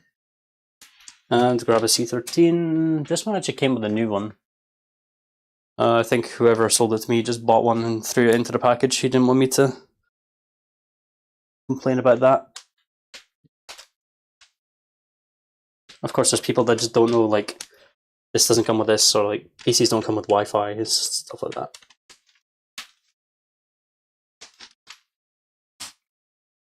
Okay, that's quite nice colors.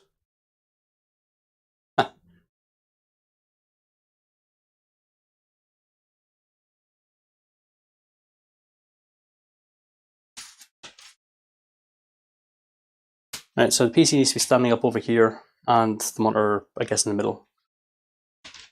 Yeah, I'll have a better solution for this in the future. It's just, you know, I wasn't anticipating on streaming, and streaming isn't really the best way to go for me at the moment. I just thought it'd be a bit of fun for a chat. This has taken probably, I don't know, been live for an hour and a half. I would have done what I've done now in 45 minutes. No DVI cable. That's because you're not plugged into anything. Makes sense. Oh, it's DVI-S, isn't it? Hopefully that's not too big of a problem. Oh, Christ, I have to pin that 1080 in here. Right.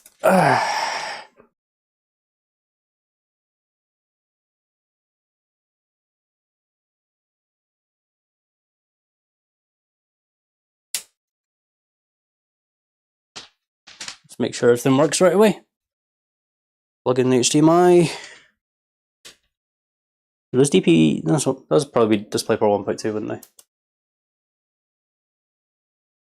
Turn the power supply on first. Get a bit of a boot cycle.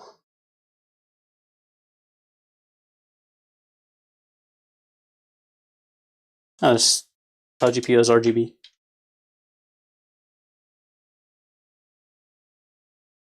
Auto turned itself on. Needs to be working fine.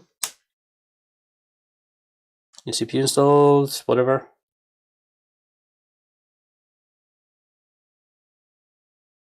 Let's go with green. Match the RGB on that. I did used to have a capture card, but that kind of RIP'd.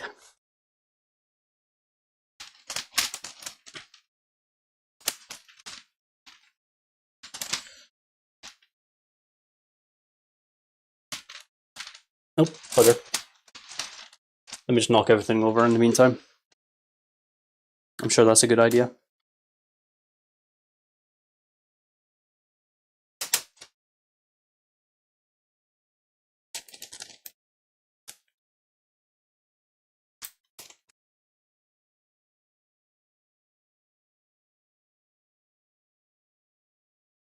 Put the mouse in, let's get the USB. So a couple of things. USB Wi-Fi adapter, I keep these. These are my files. These are usually a couple of benchmarking softwares. I use, it's got Farmark, it's got Uniengine Heaven. I don't ever put superposition on this yet. Cinebench, Prime 95. Mainly just for testing, maybe testing overclocks, making sure it all works. Got Memtest 86 on here, really useful. And the Windows 10 install USB. That is probably due an update. Now let's just slap in the Windows one to USB 2, make sure that works perfectly fine. Right, let's run the setup. 400F, speed 29, yeah, that's about right. 2133, that is not correct. Will it let us... What? Let's see what it actually runs at. Because it's blocked, it won't let us run above 2666. But the RAM doesn't have a profile for 2666 speed, then we'll have to manually set it there.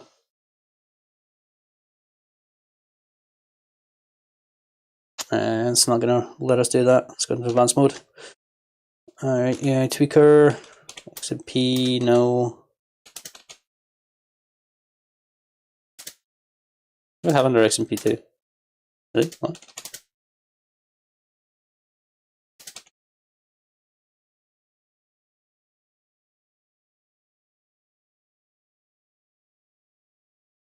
So what's the auto?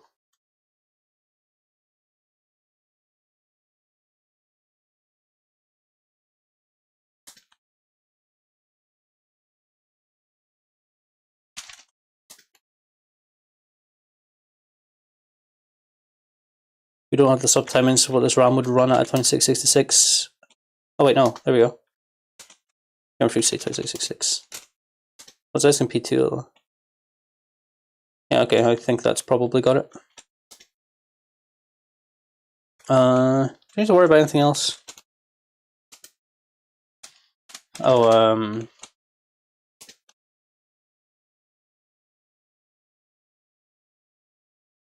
this doesn't have any RGB header or any kind of RGB.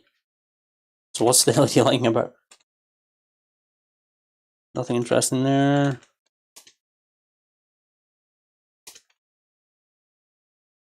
Nothing interesting there.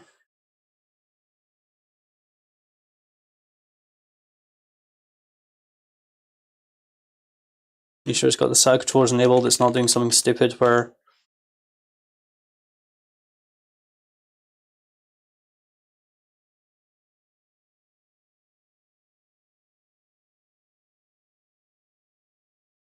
just 1 terabyte hard drive.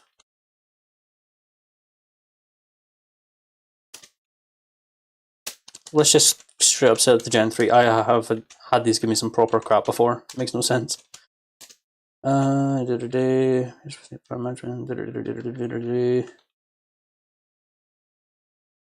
Intel's crap is under here.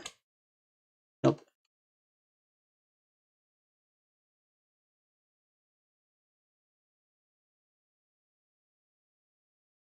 Fan control, we'll leave that at standard.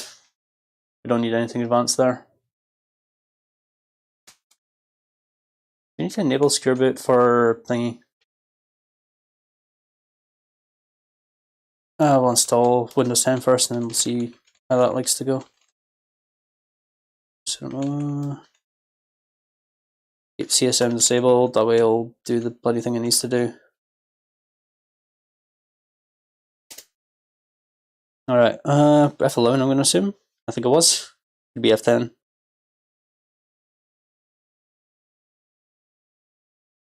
Well, this isn't ideal. Oh, there's no... I guess you have to do it from the BIOS. If you see the Windows logo there, that means it's booting from the Windows install USB. Which should be an USB 3 port, but... You know, that's what we're going for. Alright, English, UK, whatever. Install now. So yeah, I'm going to wall mount this in front of me, and then hopefully I will have a display capture. For now we click add our product key because I'm not going to go grab one right now and enter it. Windows 10 Pro. Accept the license, custom install Windows only. Both drives are full unallocated space. If it's unallocated space, then it's probably going to show up too well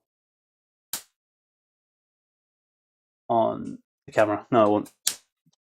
But it's saying that both drives are unallocated space, which means that we'll need to allocate them when we're in Windows. Well, when we install Windows and SSD, that'll automatically sort that out, but the hard drive will need to manually do.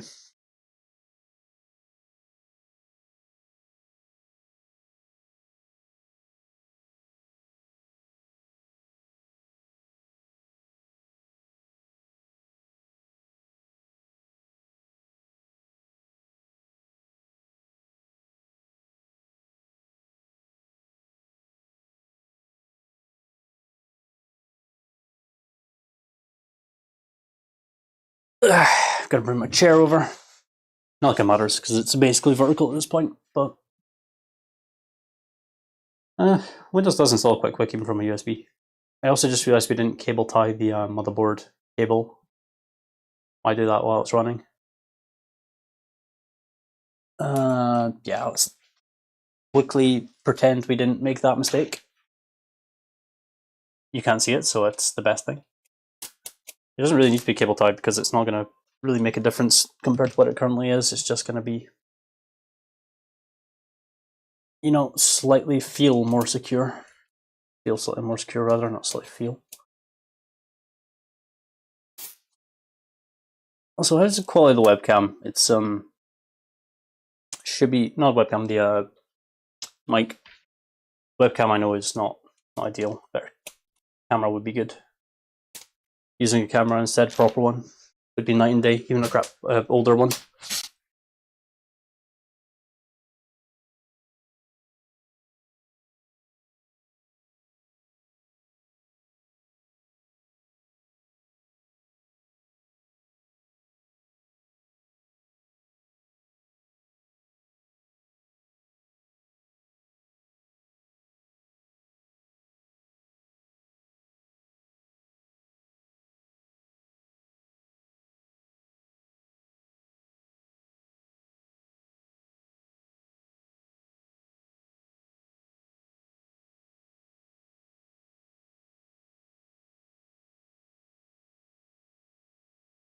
Ah, there we go, there's the reboot, the classic.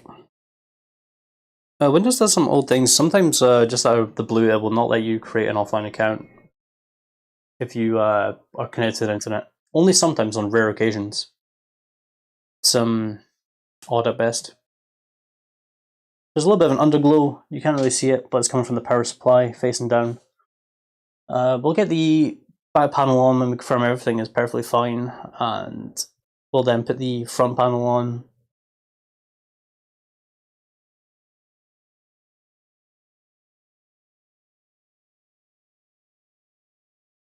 which is going to be quite nice. Clean that up, stick our logo on it.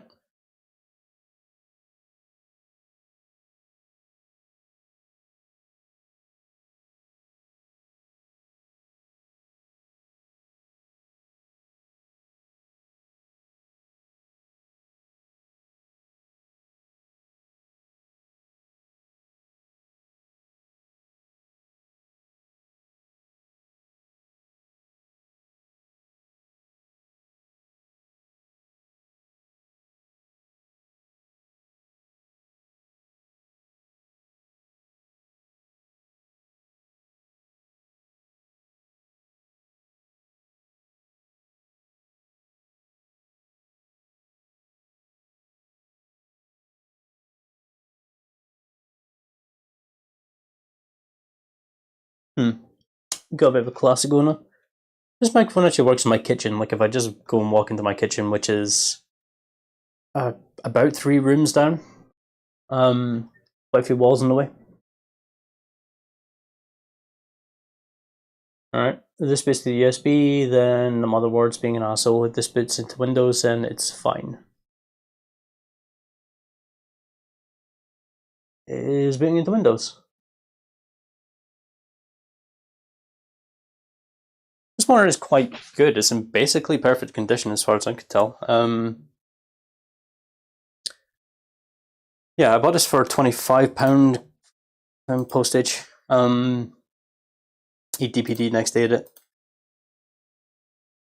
So this would be really nice just for having on the wall. I have internet, whatever, screw off. And you will limit it. Yeah, this is kind of the screwy one. I was going to use this PC. RGB keyboard just makes us type faster. It's going to be admin with no password. Incidentally, if you do this and someone comes to you and said, what's the password? They probably try to use the Microsoft Store or something, which will bring up the UAC, which requires you to enter a password. Just tell them there is no password, just leave it blank and then hit OK. I don't know why it does it when you have no password, but I just hit no to everything. If people want to give their data, then no. I say no to Cortana because Cortana can fuck off. Let's try out the USB 3 port. If I don't run into issues, I generally won't have to men test it. I know this RAM does. It is from someone reliable that I bought it from, so I do use quite a lot of RAM that's new. I usually, sometimes Amazon will have Crucial Ballistics on sale, or some websites. I mean, Coarser, for example, had, no, it was Overclockers. They had T-Force Falcon Z for very, very cheap for 3200 MHz C16 stuff. Which is, it's RAM that could go with anything. I mean, it's not like too overkill that you can't just slap it in this and have it drop down to 2666. And it's not like too underkill that you can't, you know, match it with, I don't know, Zen 3. Like a 5600 or something. I mean, like, faster is ideal for that, but like, it's not, you're not putting potato RAM in it.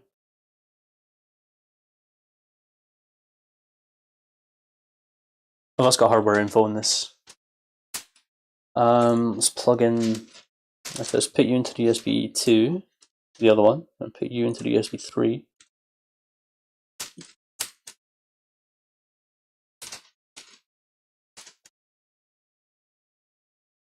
Alright, since we're not connected to the internet, it's now going to try and find the default display driver. I'd like to just manually, on the PC itself, go and get that.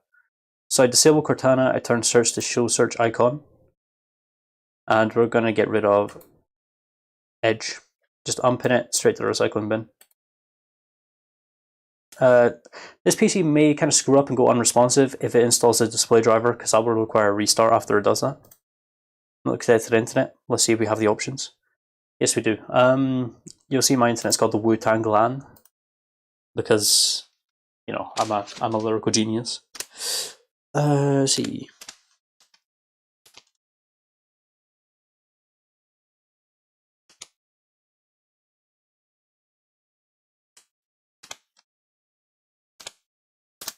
I used my password manager to generate this annoyingly over-secure password for my Wi-Fi, and now I have to, even now I still have to look it out on the wall, no matter how many times I enter it. Download Armory Crate. No. No. Never. Look at this PC, we can see our drive D is not here. We're going to have to take out our files, USB for now. so we don't reserve D. And if you right click on the Windows icon, you could then go to disk management. I'll see if we can get in a little bit closer with the camera actually.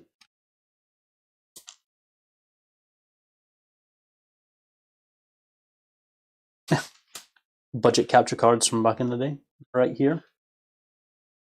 Maybe a little bit too much. So then, oops. Actually, I'm just going to check because on an absolute, it's not. It's in the update center. On an absolute fluke, the motherboard, especially if it's pre-built, could come with Windows installed, Windows key attached to it because it's attached to the BIOS pretty much for the motherboard. In this case, not. It could have Windows 10 Home, but I'd prefer Pro. I'm going to slap a Pro key on. So we've got our unallocated space here, the black bar. I might fix the focus. Focus is going to be a bit of a wild one here. Full one, the sound drive letter. Volume label, I'm going to call it data. Finish. And there we go. We got our 1 terabyte hard drive and our 500 gig SSD. 480 gig. I just advertise them as whatever they are. Some will claim to buy 512. So we're going to set our desktop background because I think that might help us contrast wise.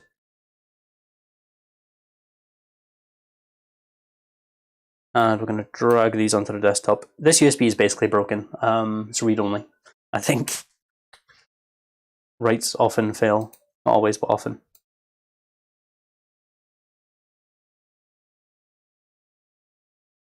Hardware info is just useful to have in general. In software installers, we have Chrome. This is not always the best way to see, but the RAM is running at 2666, so we're good there. 2 out of 2 slots is registering that fine. I have had cheap motherboards in the past thinking they have 4. Don't know why. The speed is always just complete horseshit in Task Manager. It's got nothing to do with the speed of any core or anything that's ever fucking lived and breathed.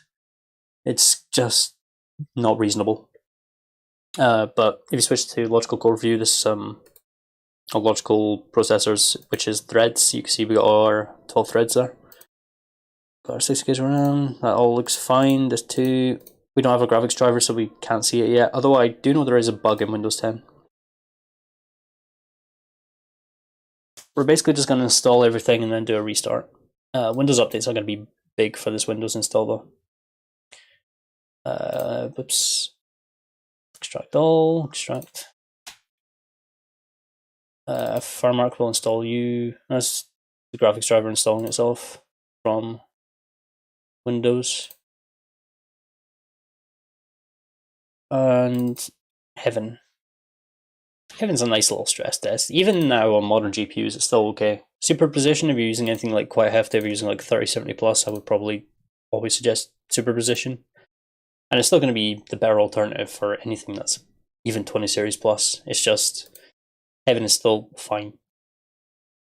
So Chrome, I just kind of skip everything there. It says default. Set default, let's go Chrome. Gives you this little pop-up trying to convince you to keep it on Edge in taskbar.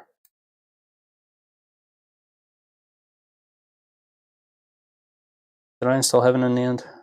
That uninstalled. Oh, Windows Shift B or Control Windows Shift B will reset your graphics driver. Although that's still broken, so we'll just live with that for now. I guess I missed the UAC for this. I remember this. Did I already do this? No, we're reinstalling it, so. New version, don't care. Right, and then we've got Chrome, whatever, Chrome ever, no, thanks. Let's bring my chair over.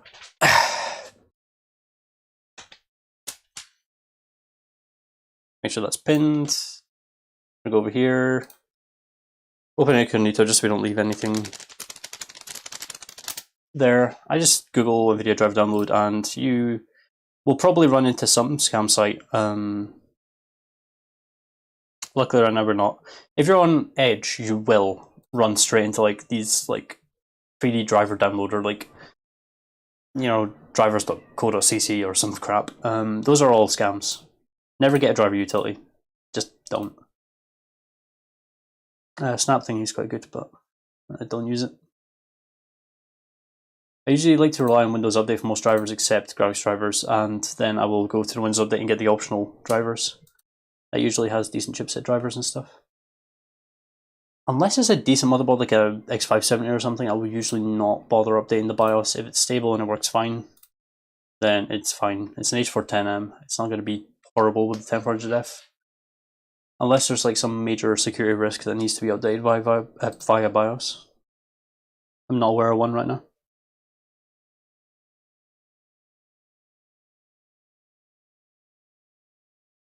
So we'll need to activate this, but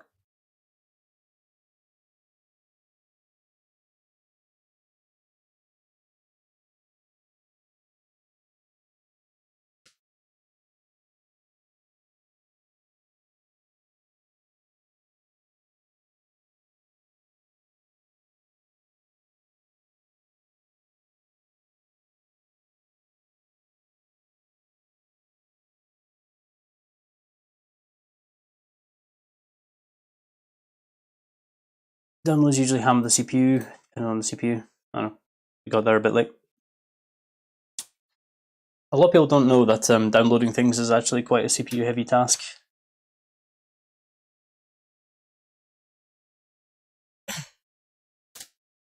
So with installing NVIDIA drivers, I never install GeForce Experience. It's up to people if they want it, but for me, I call it malware. It's pretty bad. It will mean they won't have to update their driver themselves, but it also comes with a lot of bad things. From my experience, if you enable the game thing mode, the one where it automatically changes your game settings for supported games to optimize for your hardware, I've had that just completely ruin games, and I couldn't turn it off. I had to DDU it, which an average user won't be able to do. But I had a 3950X, I had a 2080 Super, and it defaulted Sea of Thieves to bottom settings 900p. Like, mad. So yeah, always install without. Up to other people if they want to. You can tell them about it. I usually do. People do ask about drivers quite a lot. Oh, he's trying to get me there.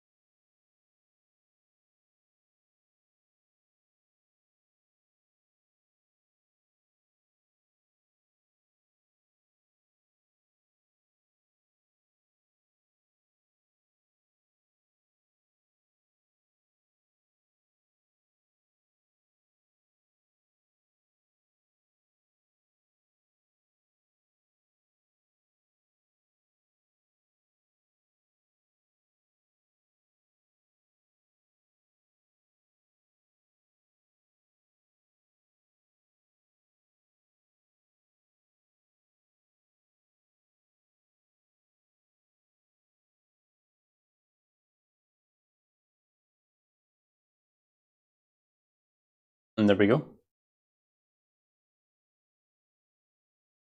Alright, so we have everything we actually want installed. We have the latest driver installed. So we're going to want to restart our PC here.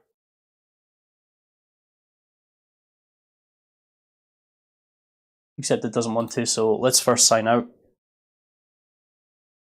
And now we can shut down. These driver updates always cause issues like that.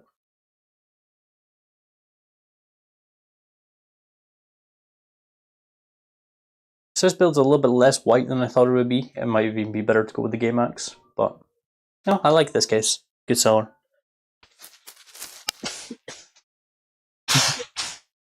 I do need to go get a drink though, so we'll be back in a minute while this starts up. It's the mic, by the way.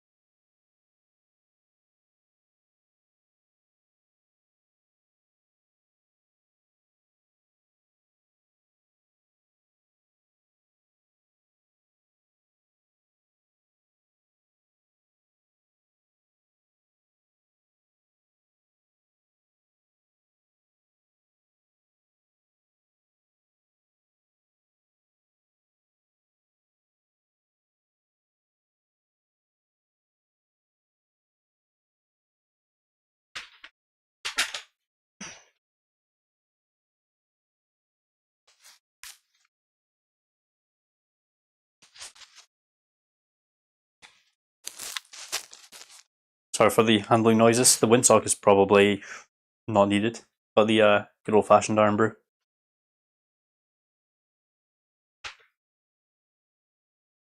Right, so got the graphics driver installed, everything's looking good. To personalize this properly, we will need to do a bit of jank stuff. So for now, we're going to let's move Chrome to the top. First things first, we're going to run Cinebench. Oops, wrong one. And obviously, we want to grab open hardware info. Sensors only. Accept that. So we're going to want to take a look at our stats. Let's look at our core clocks. At 4.1 all around, jumping up and down because we're not really using it. Core temperature is 32 degrees. Let's start running Cinebench. Hey, welcome Farman, how's it going? I don't really stream much Age, I mostly upload guides. I make arena guides. I used to stream a lot. My Twitch for Age is actually twitch.tv/AOE2DE. And yeah, it's been a while. I mostly just play a lot these days and I make guides. I've got some more in the works, but this is my real life job. I build and sell computers for a living, that's what I do. So I just thought I'd come on for a chat while I did it today. I don't stream on Twitch, it's what I used to do, but now it's just, this is the YouTube I upload guides to. Yeah, since I was doing this anyway, this is my job, I was like, might as well just stream it for a chat. So the whole stream I've been building that PC, and this is just the end of it. This webcam's a bit of a pain in the ass. So the story behind this really jank setup with this monitor right here, this is actually the one I bought to mount on the wall and then use that. But I never got around to it. So the one I'm using on the monitor I usually use is my second main PC monitor over there, which I'm using for streaming. So like that's kind of the complication there. So I whipped this out. New DLC, yes. Bengalis have a really insane monk treb. Their 3TC is pretty good. Gurjaras are okay. I quite like them, but you do have to eat the sheep if you're going for FC. It doesn't matter if you're going fast feudal, you don't get the farms that quickly. You could drop some farms, but if you want to be up fast, if you want to make use of the bonuses, then you generally minimize the wood, so you can't really add the farms. But berry source with them, when you FC, it's basically just take both the berries. I mean, you basically just start by finding your 8 sheep, sending them to the berries where you're going to be milling. So let's check some temps here. We're at 3.8 all core Y package temp 66. Pretty low all core, 3.9. I don't see why we're hitting temp gates this early. We're under a volt. But score wise, we're looking pretty damn good. Yeah, 8K, over 8K is good. 7.9K is where I would usually get on a PC with something. What was I saying? Yeah, so the build order there is basically just start finding your 8 sheep down to the berries. Push your deer immediately. You don't need to take sheep because obviously you just go to the berries, but you want to save those as much as possible. Push your deer, take them one at a time, and then take both your boars, and then you take the berries. And then after that, send a sheep back from the mill to the TC one by one. And that works the best in arena, rather than just keeping them there. They don't generate enough food to justify not having them. Get the food you can from them, which is at least a couple hundred. I think it's about 200 with like a reasonable FC if you're going for TC or something. With the Gurjaras, and then yeah. So Gurjaras are quite nice, but you have to eat the sheep if you're going FC. Just do it later, and you'll still get a huge food bonus from it. And obviously, then you've got the extra bonus from the berries. So yeah, I've been experimenting a lot with that, and I think I found a build that works quite well for 26 plus 2 4 TC, building each TC with 3 villagers, but not quite there yet. Gurjara UU is actually, the Chakram is actually my favorite unique unit of the bunch. It's way too strong in my opinion. That thing needs to be nerfed. They also have BBC, which makes it ridiculous. The Ratha for the Bengalis, I don't like. Okay, it's a strong unit and it's really good for what it is price wise, but conceptually it's shite. How do I arrange it? Basically, it's really difficult to control because it always defaults to ranged initially coming out of the castle. If you select all of your units, for example, to select my military, I use my, if I want to get one specific unit, I'll use my select all military hotkey and then shift click the icons for the unit I want. And if you've got mixed melee and ranged Rathas, it just doesn't work. You select one or the other. You don't select all your Rathas. So for me, that's complete deal breaker. It makes actually like selecting and using them, it's broken, like in a bad way, as in I don't enjoy using it because it's kind of conceptually such a bad idea. It's just selecting them and actually using them and switching between the attack modes, especially if you've got mixed, it's a complete mess. It's it really frustrated me the game well, 2 games I played with them. They were yeah, I wouldn't recommend them. Maybe if you can, maybe if you could set the default from where they come out of the castle, it would be a lot better. Like for example, if you made them, you could set it so they're default melee instead. If there's a toggle option in the options, I think they would be a lot more usable. It's still very difficult to use. It's not like a micro or skill thing. It's just crap. Needs worked on. But you know, it's basically like a cheaper knight that doesn't cost food because wood is much cheaper than food. Much cheaper. So yeah, it's, I don't know. I think it has to be strong just to justify the fact that you have to actually deal with using it. Although in range mode, it's really not too bad. I was using it to basically sit between barracks producing infantry going to my ally. So yeah, that was an exploration experience going Monk Treb and Bengalis. Greatest Monk Treb, absolutely destroyed, and then I ended up booming, switching to other units, and I was like, what the fuck do I actually go? I didn't have a clue. Because Elephants isn't really an option after you Monk Treb. You've already taken a lot of your gold. Too expensive, really, and also requires you to boom for an extra couple of minutes at least, depending. So against a cheap option like, I don't know, Help Siege.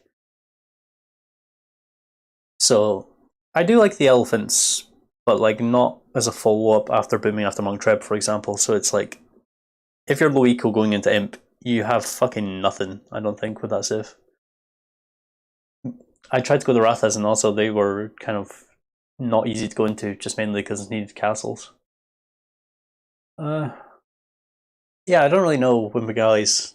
The options feel a bit weird. Their boom into Elephants' pockets is ridiculous. Really good, really strong. I think they're one-trick ponies either position. Yeah, thanks for checking out the videos. I never had much interest in AoE before. I played on the beta and I was like, all they've done is just smash together some AoE 2 civs, and they I didn't play on launch because I played it before launch. I played on the beta and it was crap. Well, I was like, this game, when they fix the bugs, it's gonna be, and they sort out the UI, obviously. It's gonna be a great casual game. It's gonna be fun for a lot of people to play. It's just gonna be great casual fun. Never made to be competitive. Yeah, I didn't like it. But they smashed together AoE2 civs and they used the Relic just used the Company Heroes 3 engine. They didn't actually really make the game. They spent basically sod all effort on it using a different engine.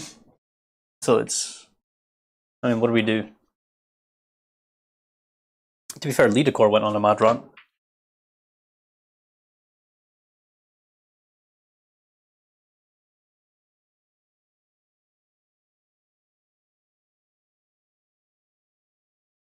I don't know. I think it's good. I think it is really fun for casual gameplay, but like, the fact the only reason any pros actually ever stayed to it was just the amount of money Microsoft was throwing at tournaments. I mean, that's how you That's how DE started. It was absolutely dog shit. It was not even playable for over a year after launch. Because we had more months where you could not play ranked multiplayer than ones you could. I don't know if you remember, but that was a fun time. But yeah, it's literally just Microsoft get people in the games, throws them money at the tournaments. They get enough promotion from the streaming and all that to justify doing that. They get people in the game, they sell the copies, then they dip. So yeah.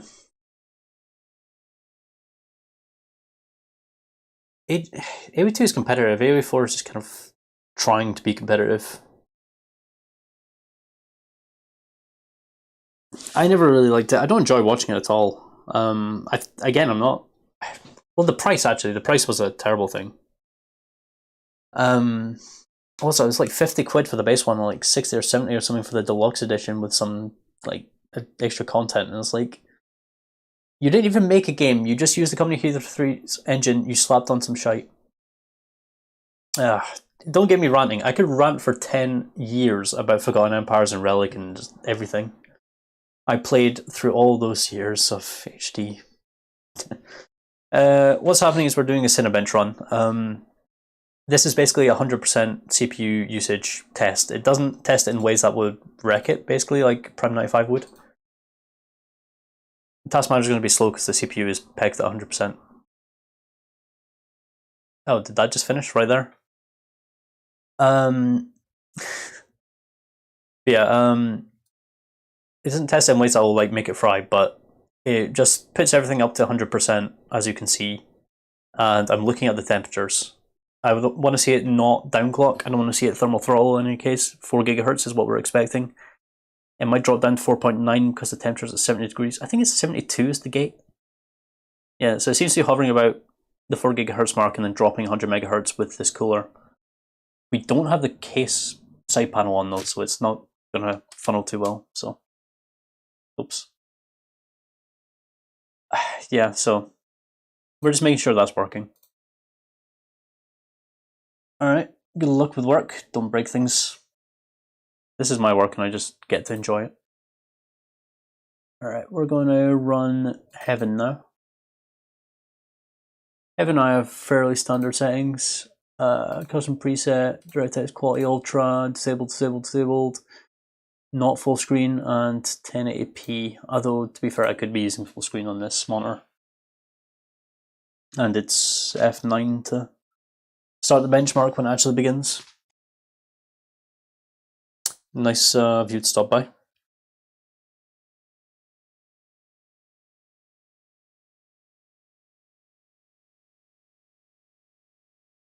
Oh, there's some coil one.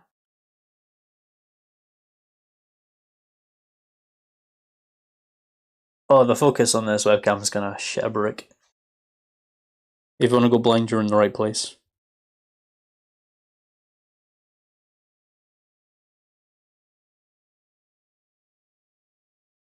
Heaven is just basically lets it run rampant with the FPS.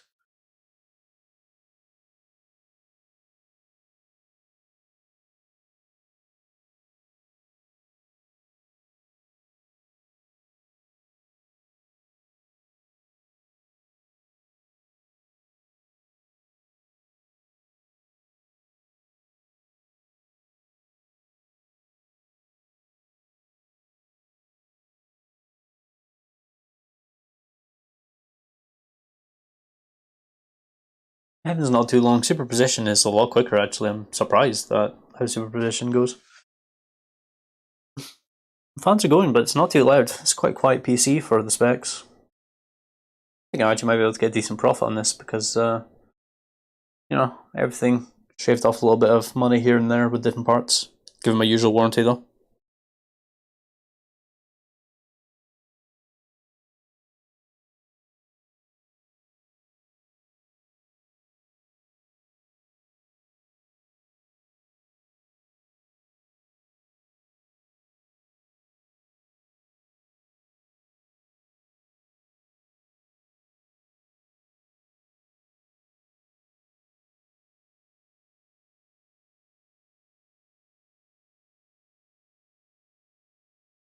This is if it's an active backplate, it's not getting much heat. Sounds almost plasticky. Not sure what to feel about that.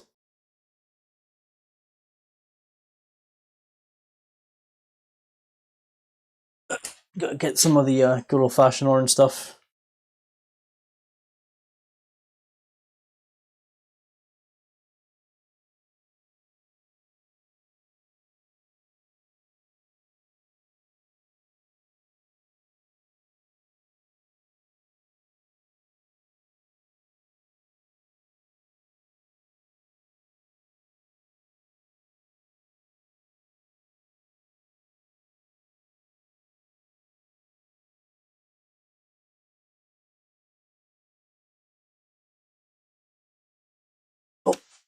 I'm sitting in a very awkward position. I really should be trying to treat my back right. We're on 18 out of 26.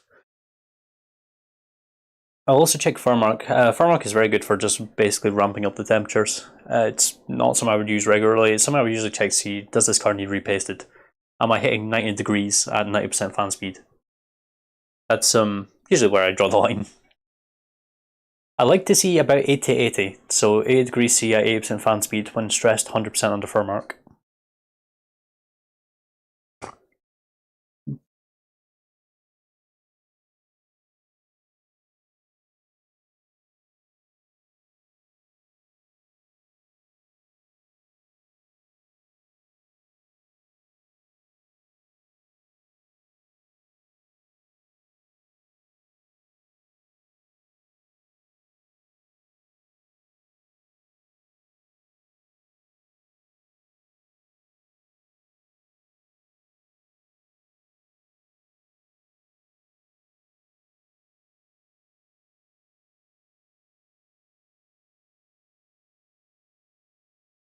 Yeah, that is some weird coil wine.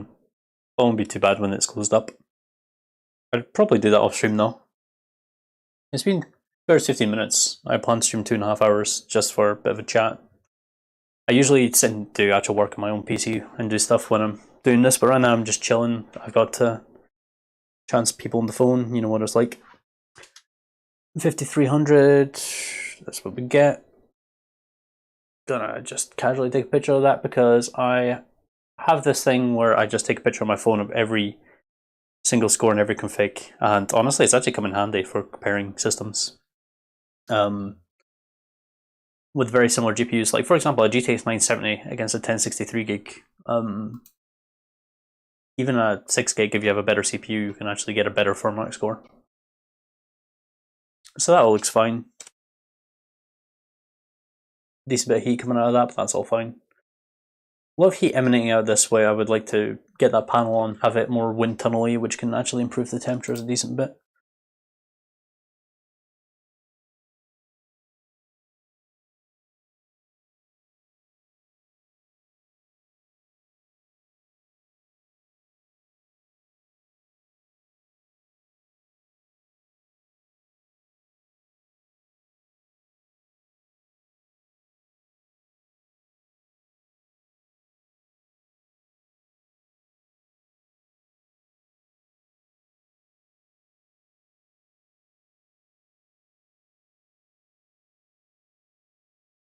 Let's see what we get.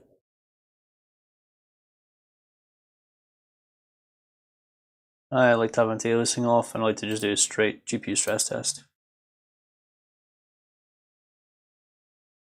It should already be a little bit hot because it's just been running.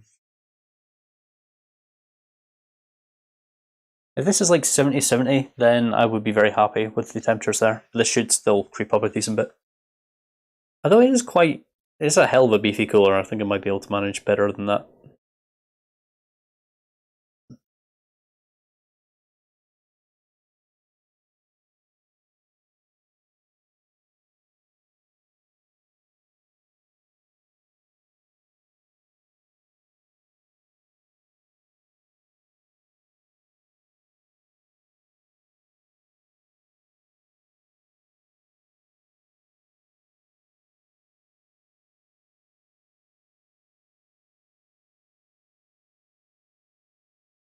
Right, we're still creeping up 70 degrees. 130 FPS, pretty standard.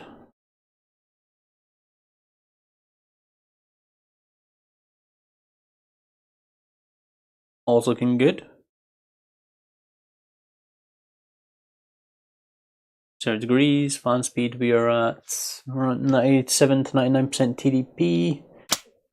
Fan 40%. 45. I can't tell what that number is, it's 40 something. Oh, this is only flashing on the webcam, by the way. This isn't flashing in real life. I don't know what's going on.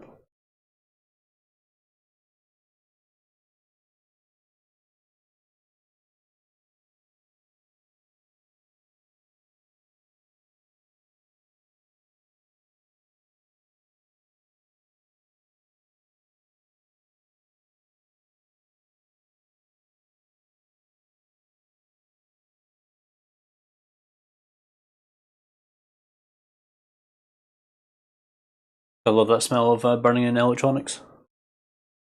Okay, yeah, that's definitely active. 72 degrees, pretty stable there. Fan speed 43%. Okay, this cooler is very good. It's a very good 1080. I will probably run superposition this later. I need to break down with the software and do a lot of things, but until then, I think that's us done for today.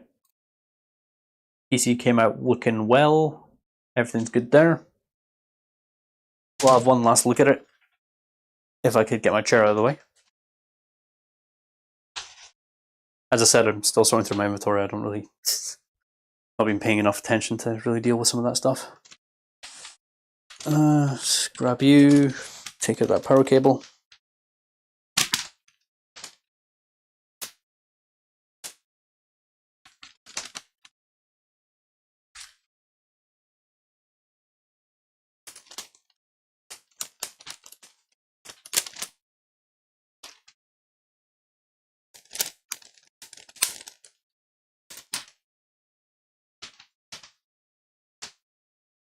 It's the power cable we do not need. Pull our files USB out of that. We'll also need to run through the Windows updates. There's going to be a lot that we need to get through on this probably. And that's something I'll just leave to do over time. So what we ended up with, well, the back, I'll turn it off stream. I'll do add on the back panel, get it back to where it should be. Let's get more central again. Yeah, came out quite well. I'm not the happiest with this bit of cable management here, but it's what we're going to have to live with, I guess. It does look fine when it's on. Oh, I forgot to turn it off before poking around in there. Oops. I will probably just install software for the customer to change that RGB to be whatever color they want. This is a very nice looking PC, especially from the front. I haven't really shown the front, but yeah, I'll be posting pictures of this in Discord probably. Again, this is a sort of a camera vs real life thing. On camera, because of the exposure settings, it's turning it down. These appear to be brighter rings than they are, and you can see the details of the fans behind. In person, it's not really visible. It's more of a, you do see the rings slightly, but it's more of a glow over the whole thing that looks really nice. You don't like see all the details easy like these screws or anything like that. Just how the cameras work.